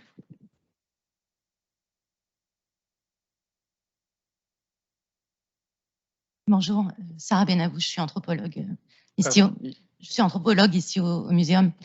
C'était juste une question sur, comme vous parliez de l'importance de la nature de la victime. Est-ce que vous avez travaillé, je n'ai pas lu encore vos livres dans l'intégralité, je vais le faire, mais sur les nuisibles, mais ce qu'on appelle les espèces invasives. Parce que moi, j'ai été très marquée, je suis depuis peu néo-rurale en Dordogne. Il y a énormément de ragondins dans mon terrain, dans les champs alentours. Donc, c'est des animaux qu'on ne consomme pas. Certains en font du pâté, mais enfin, ça reste quelque chose de très, très peu fait. Mais qui sont extrêmement chassés, puisqu'ils causent pas mal de dommages le long des berges des ruisseaux, etc. Donc, ils ne sont pas consommés. Il n'y a quasiment aucun, de ce que j'ai pu observer rituel dans la chasse aux ragondins. C'est assez... on s'excuse pas, hein, c'est une violence très directe. Et, par exemple, un jeune du coin me disait que lui, il mettait des morceaux de verre à l'entrée des terriers en me disant les ragondins sont hémophiles, donc s'ils viennent se couper, ils vont se vider de leur sang. Et ça, c'est une très bonne manière de les tuer, ou sinon ils passent carrément avec sa débroussailleuse et les ragondins sont pris dans les chassent à la machine. Donc je me demandais si vous avez travaillé là-dessus, parce que sur la question de la crise écologique, il y a aussi la question de ces animaux qui ne sont pas autochtones, donc pour lesquels on est moins regardant finalement sur l'attitude à adopter. Donc je voulais avoir... Oui, ce sont des ratonnades, quoi. Oui, un peu, ouais.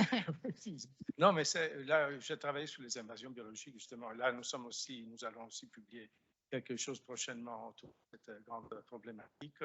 Et je pense, oui, il y a cette notion c'est aussi la question que posait encore une fois Vanessa, c'est-à-dire ce sont vraiment à géométrie variable les manières dans lesquelles on se rapporte à ces animaux-là, dans le sens qu'il y en a qui sont vraiment qualifiés de nuisibles. Et voilà, c'est le cadre, on construit quelque part une image qui légitime un certain comportement.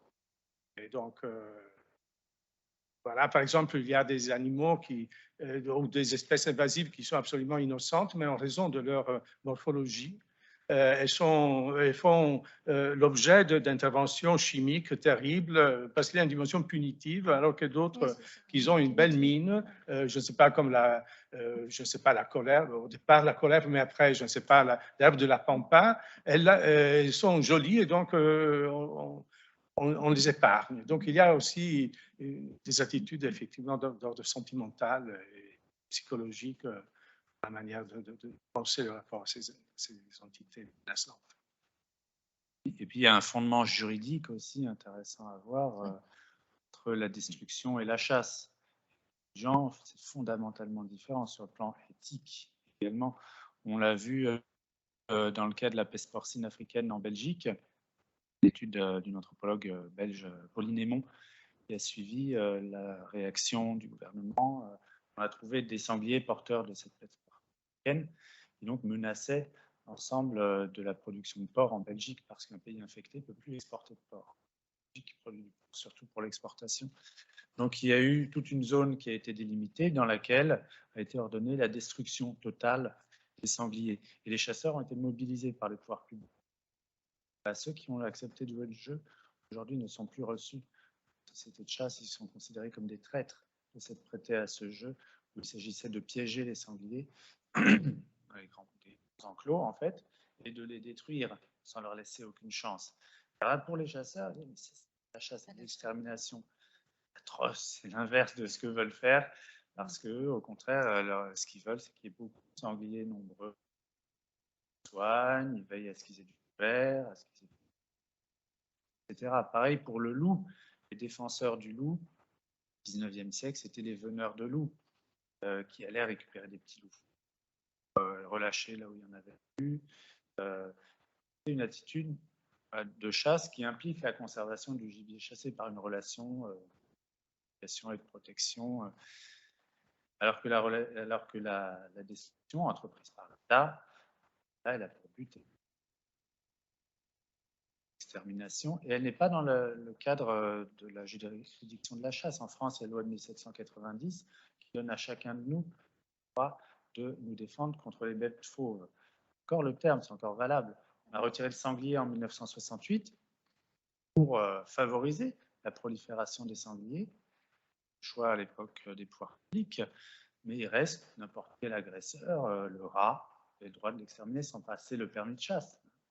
Même pas, on parle du ragondin, mais c'est au rat, au taupe. On ne se pose pas la question. Comment? C'est gros, hein, c'est plus. Oui, c'est gros. Mais on fait du pâté, on fait du pâté avec. Oui. 90% de conscience. Rajouter du gras. Est-ce que vous avez d'autres questions? Oui.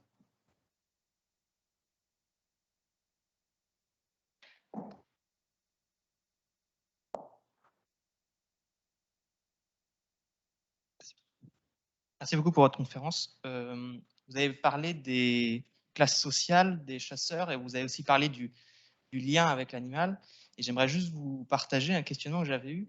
Alors qu'aujourd'hui, les militaires n'ont absolument plus le droit de porter leur uniforme en public, j'ai eu vent d'une chasse à courre près du Prytanée national militaire où le colonel du Prytanée donc, est allé à la chasse à courre en uniforme et il paraît que c'est une des rares encore occasions pour eux de sortir leur uniforme en public. Et je me demandais justement, selon vous, qu'est-ce qui pousse le militaire à revêtir son uniforme à ce moment-là? Est-ce que c'est simplement par orgueil pour montrer son uniforme, c'est la dernière occasion? Ou est-ce qu'il y a l'idée de l'ennemi? Ou est-ce que lui est digne de tuer un animal puisqu'il s'est entraîné à tuer l'ennemi? Oui, sur ce point, je ne sais pas. Il me semble qu'on voit des militaires en uniforme, enfin, dans l'opération Vigipirate. Bon, je ne sais pas sur ce point particulier, mais ce qui est frappant, effectivement, quand on va voir des chasses à courre, ça me rappelait ce qu'a observé Rane Willerslev chez les Yukagir de Sibérie. C'est quelque chose de tout à fait paradoxal de revêtir une redingote avec des parements dorés, avec des boutons dorés, la trompe qui fait énormément de bruit. C'est l'inverse du camouflage, quoi. Totalement l'inverse. Ce qu'observe chez les Yukagir, donc en Sibérie arctique, l'anthropologue danois Rane Willerslev, ils disent comme ça, les gens vont au contraire bien s'habiller, mettre un habit traditionnel, bien visible, pour aller à la chasse à l'élan. Le but, c'est pas de se camoufler, c'est d'aller séduire l'animal, d'être dans une relation sociale, en tout cas, culturelle, qui est héritée des ancêtres, etc. Donc, qui implique pas juste, à nouveau, le face-à-face avec l'animal, mais tout un ensemble, une stratification de relations portées par les générations successives. Voilà, d'un point de vue des ontologies, ce qui est intéressant de voir, c'est qu'il est possible, dans ce genre de cas, de nouer une relation de type social, culturel, avec des êtres qui, autrement, dans le naturalisme, sont classés comme naturels.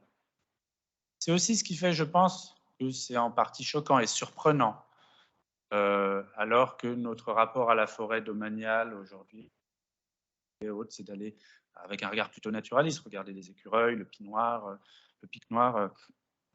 ou les différentes essences, et on met un peu entre parenthèses notre vie sociale qui se situe en ville. Et là, on voit dans ces chasses à courre, au contraire, des fanfares de Louis XV, des redingotes à l'ancienne, et des gens, ce qui m'a le plus surpris, qui organisaient un grand banquet. Ils sortent des tables, ils s'installent, mais comme s'ils étaient dans leur salon, en plein milieu de la forêt.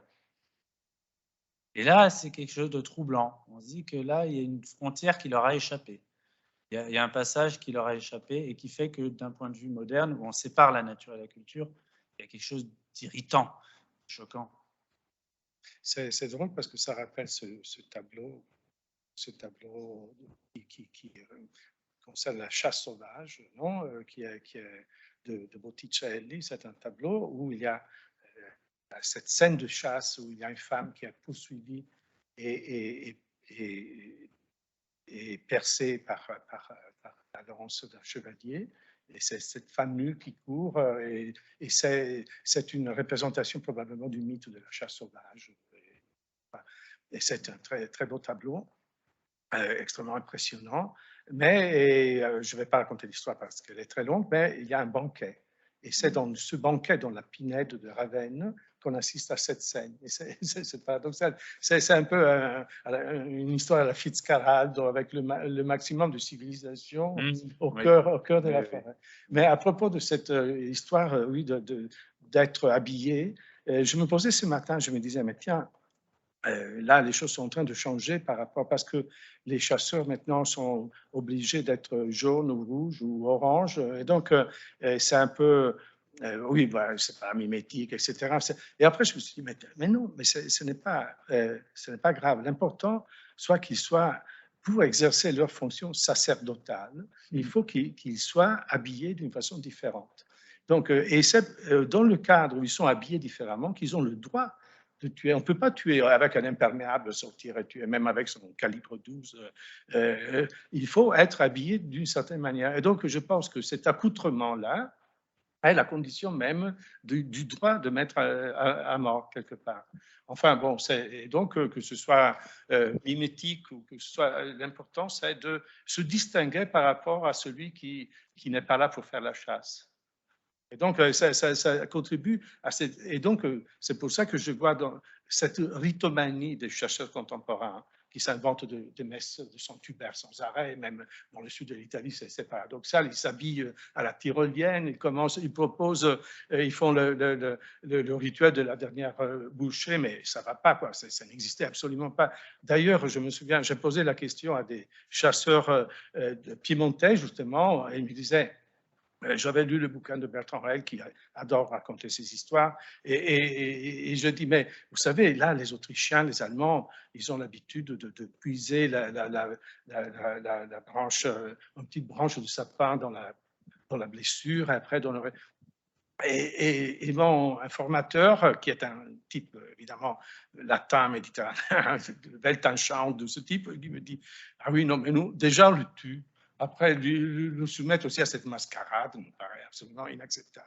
Donc, on voit très bien deux mondes, deux éthiques, encore une fois, très différentes. Et je pense que cette idée de la ritualisation de la pratique est ce qui explique le fait que, et voilà, d'ailleurs, Charles raconte très bien cette histoire du masque de sang, et comme vous le dites, c'est quelque chose qui est en train de se répandre. Oui. Je ne savais pas.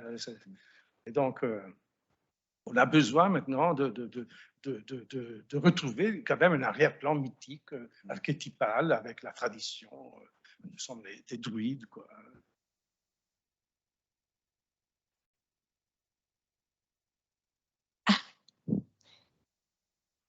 C'était juste pour le cas du ragondin. Une piste qui pourrait être suivie, c'est savoir est-ce que le ragondin est vraiment hémophile. Parce que le coup de mettre du verre pilé à l'entrée de son terrier, c'est ce qu'on fait en ville pour les rats et les souris. Et quand vous entendez des gens vous dire qu'il faut mettre du verre pilé pour les rats et les souris parce qu'elles sont hémophiles, voilà, c'est dans un cadre urbain d'extermination des nuisibles. Or, moi, je crois que les rats et les souris ne sont pas hémophiles. Et qu'en fait, c'est pour les taupes aussi, mais c'est une fiction. Ça c'est pas vraiment une fiction, c'est qu'en fait, on donnait en tout cas de la strychnine comme poison qui rendait les animaux hémophiles. Donc, le traitement de votre ragondin, peut-être que par analogie comme ça, nuisible, ragondin à grandes dents, bah, c'est un rat et donc il est hémophile. Et en fait, il n'est peut-être pas du tout en fait le ragondin. Voilà. Alors, les choses peuvent changer. Enfin, il y a quelques années, je m'étais promené au Bois de Boulogne et sur le Grand Lac, il y a un petit îlot artificiel à une dizaine de mètres du bord. Il y avait une énorme famille de ragondins avec des grandes dents jaunes là, qui avaient élu domicile sur l'îlot et c'était l'attraction. Tout le monde s'arrêtait, regardait. C'est comme des beaux bestiaux, c'est quand même des beaux animaux, des bons nageurs. Voilà, donc il y avait des ragondins domestiques. Est-ce qu'il y a d'autres questions? Je n'en vois pas en ligne. Ah oui.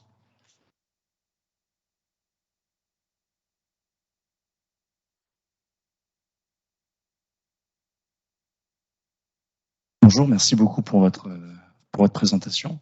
Donc ça, je ne suis pas du tout anthropologue, donc c'est peut-être être superficiel, mais j'ai été surpris que vous évoquiez la distinction entre chasse et extermination dans la question précédente, alors que l'argument le plus connu avancé par les chasseurs en France aujourd'hui, c'est le rôle presque écologique des chasseurs de régulation et de maintien des populations de certaines espèces. Mais ce que vous avez décrit tout à l'heure avec les sangliers en Belgique, c'était une forme de régulation parce que c'était décidé par l'État. Et dans l'idée de régulation, il n'y a pas cette richesse que vous avez décrite dans la chasse où il y a un rapport avec l'animal, il y a une relation qui est créée. Parce que dans la régulation, par définition, il n'y a pas d'échec possible. Il faut supprimer l'animal et il n'y a pas tout le décorum derrière. Donc voilà, je voulais votre avis là-dessus. Alors, en principe, régulation, c'est différent d'extermination. Le but n'est pas la destruction, ça va être de maintenir des populations acceptables pour la forêt, par exemple, qui n'est pas de chevreuil, pour permettre ce qu'on appelle l'équilibre sylvain, qui est fixé comme un objectif par la loi, un objectif des fédérations de chasse, donc ça fait partie. Mais c'est vrai que l'enquête de terrain montre que tout ce discours équilibre sylvo-synergétique, régulation, c'est un discours des institutions.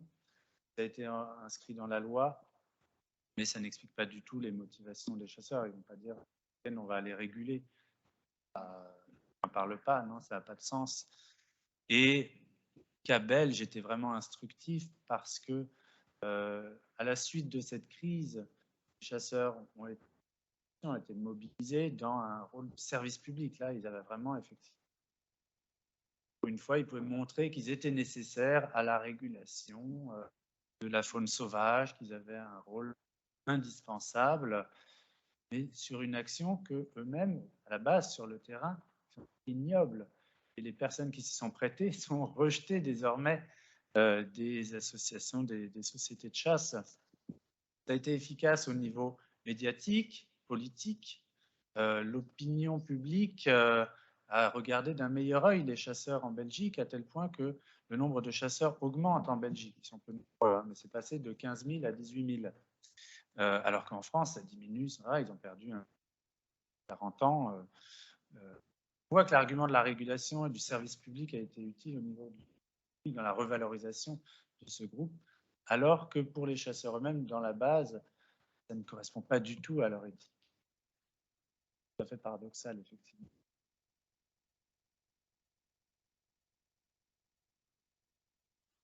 Sergio, tu souhaites intervenir? Non, je n'ai pas. Bon. Y a-t-il d'autres questions? Ah oui, Léo.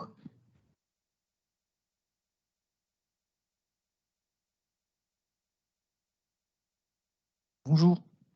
Merci beaucoup pour tous ces échanges. C'est vraiment très intéressant. Léo Martin, je suis anthropologue au muséum, enfin post-doctorant. Alors j'avais plein de remarques, de questions, etc. Du coup, je vais faire le tri aussi. Je me demandais si ce qu'on vit aujourd'hui en France avec la chasse et tout le débat qui existe, au-delà de la question de l'extinction d'ailleurs, mais vous n'avez pas beaucoup parlé de la question du partage de l'espace, qui en fait, je pense, devient de plus en plus crucial avec des questions qui ne se posaient pas du tout avant, y compris dans les techniques. C'est le cas, par exemple, pour la chasse à courre, mais c'est aussi le cas pour la chasse aux chiens courants, où en fait, avant, il y avait des régimes et des ententes assez cordiales du fait de passer chez le voisin, etc. Et donc, ces régimes de propriété changeant, et ces régimes d'utilisation changeant, il y a des techniques aussi qui évoluent, mais elles soulèvent aussi des conflits qui n'existaient pas forcément avant.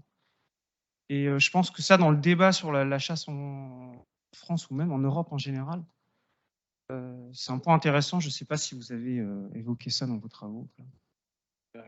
Disons, moi, une chose qui m'a bien question, il y avait un texte très intéressant de Chamboredon dans les années 80 qui justement de cette émergence de ces conflits des usagers des espaces naturels. Justement, c'était quelque chose qui, à l'époque, paraissait comme un phénomène marginal, mais qui était déjà en train de s'imposer parce qu'il n'y avait pas de conflictualité. Autrefois, qui habitait dans la forêt? Il y avait des bûcherons, des charbonniers, des brigands, des anachorètes, quelques Anglais, justement, un peu, qui adoraient la nature sauvage, mais c'est tout. Et lorsque les chasseurs rentraient, et les gens qui étaient là disaient « Ah, ils sont passés par là ». Et donc, il y avait une totale normalité. Pourquoi? Parce que celui qui a inventé la dimension, l'approche ludique, pour ainsi dire, aux espaces sauvages est le chasseur. On ne peut pas le nier. Celui qui pendant très longtemps, était celui qui quittait l'espace domestique pour pénétrer dans les forêts, c'était lui. Et donc, je comprends l'amertume de cette catégorie historiquement, parce qu'il voit que petit à petit, voilà, ils deviennent, non seulement, maintenant, on voudrait les chasser. D'un certain point de vue historiquement, c'est le comble, c'est un paradoxe. Mais après, à mon sens, le problème est aussi celui du changement des techniques, parce qu'il y a eu un changement de la faune, dans le sens qu'autrefois, justement, il y avait les perdreaux et compagnie, maintenant, il y a ces sangliers qui sont partout, et il y a un changement aussi des armes. Moi, je n'avais pas compris que tout le monde avait le droit de tirer en France avec un fusil à canon rayé dans une battue, Et c'est hallucinant, dans le sens que ce n'est pas, là, ce n'est plus un discours pour ou contre la chasse, mais c'est évident que une balle qui peut tuer à 3 km, qui part. Autrefois, il y avait des chevrotines, effectivement, ça blessait les animaux, il y avait tous ces d'effets collatéraux, mais aujourd'hui, le problème de cet espace-là, c'est que l'espace est aussi encore réduit en fonction de l'existence de ces armes qui ont une capacité de pénétration bien supérieure. C'est une des choses qu'on peut dire. Oui, je pense que les conflits, ils sont très anciens. Vous évoquez les anachorètes. Je me suis amusé à relever des histoires de conflits entre l'ermite et le roi chasseur. Ça remonte au Moyen-Âge. Et l'enjeu, c'est déjà, je trouve, des relations aux animaux sauvages et à la forêt qui sont opposées. Avec l'ermite qui a une attitude de protection, d'adoption de l'auroch ou du cerf, et le chasseur qui le poursuit, au contraire, pour le mettre à mort. Et aujourd'hui, finalement, voilà, le fondement philosophique de ces conflits il est très ancien. À l'Antiquité ou même plus loin dans les mythologies. Et ce qui est de particulier maintenant, on le voit quand on regarde les vues aériennes des lieux où il y a des conflits, c'est des changements écologiques et démographiques.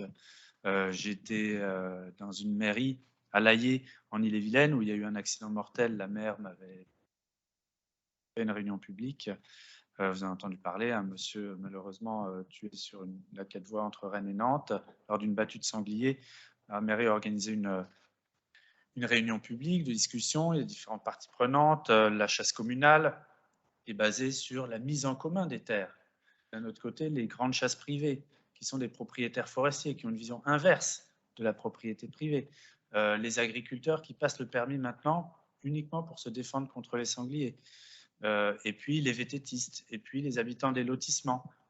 La population a été multipliée par 5 en quelques décennies, c'est devenu une banlieue de Rennes, c'était du bocage et un petit village, le bocage est détruit, les landes sont devenues des forêts, des broussailles qui sont des réservoirs à sangliers, et dans les lotissements, c'est des gens qui ont comme relation à l'animal le chat.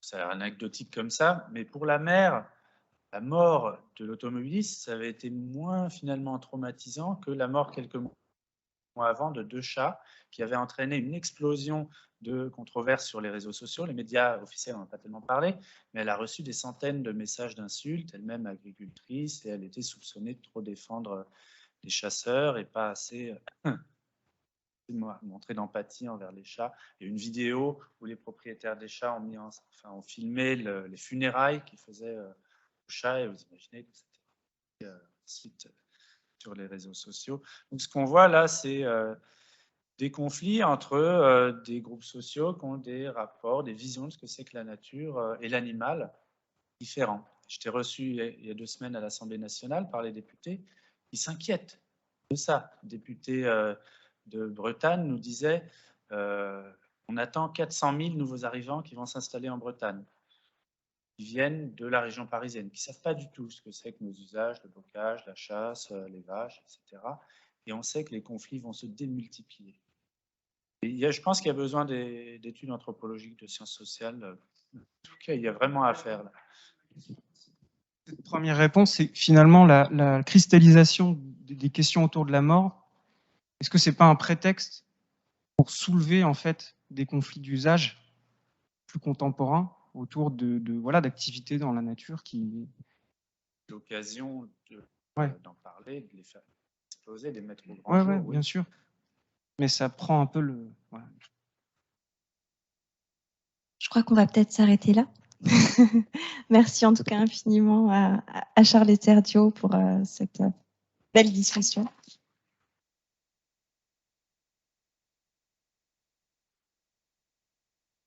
Merci Vanessa, soigne-toi bien. À bientôt.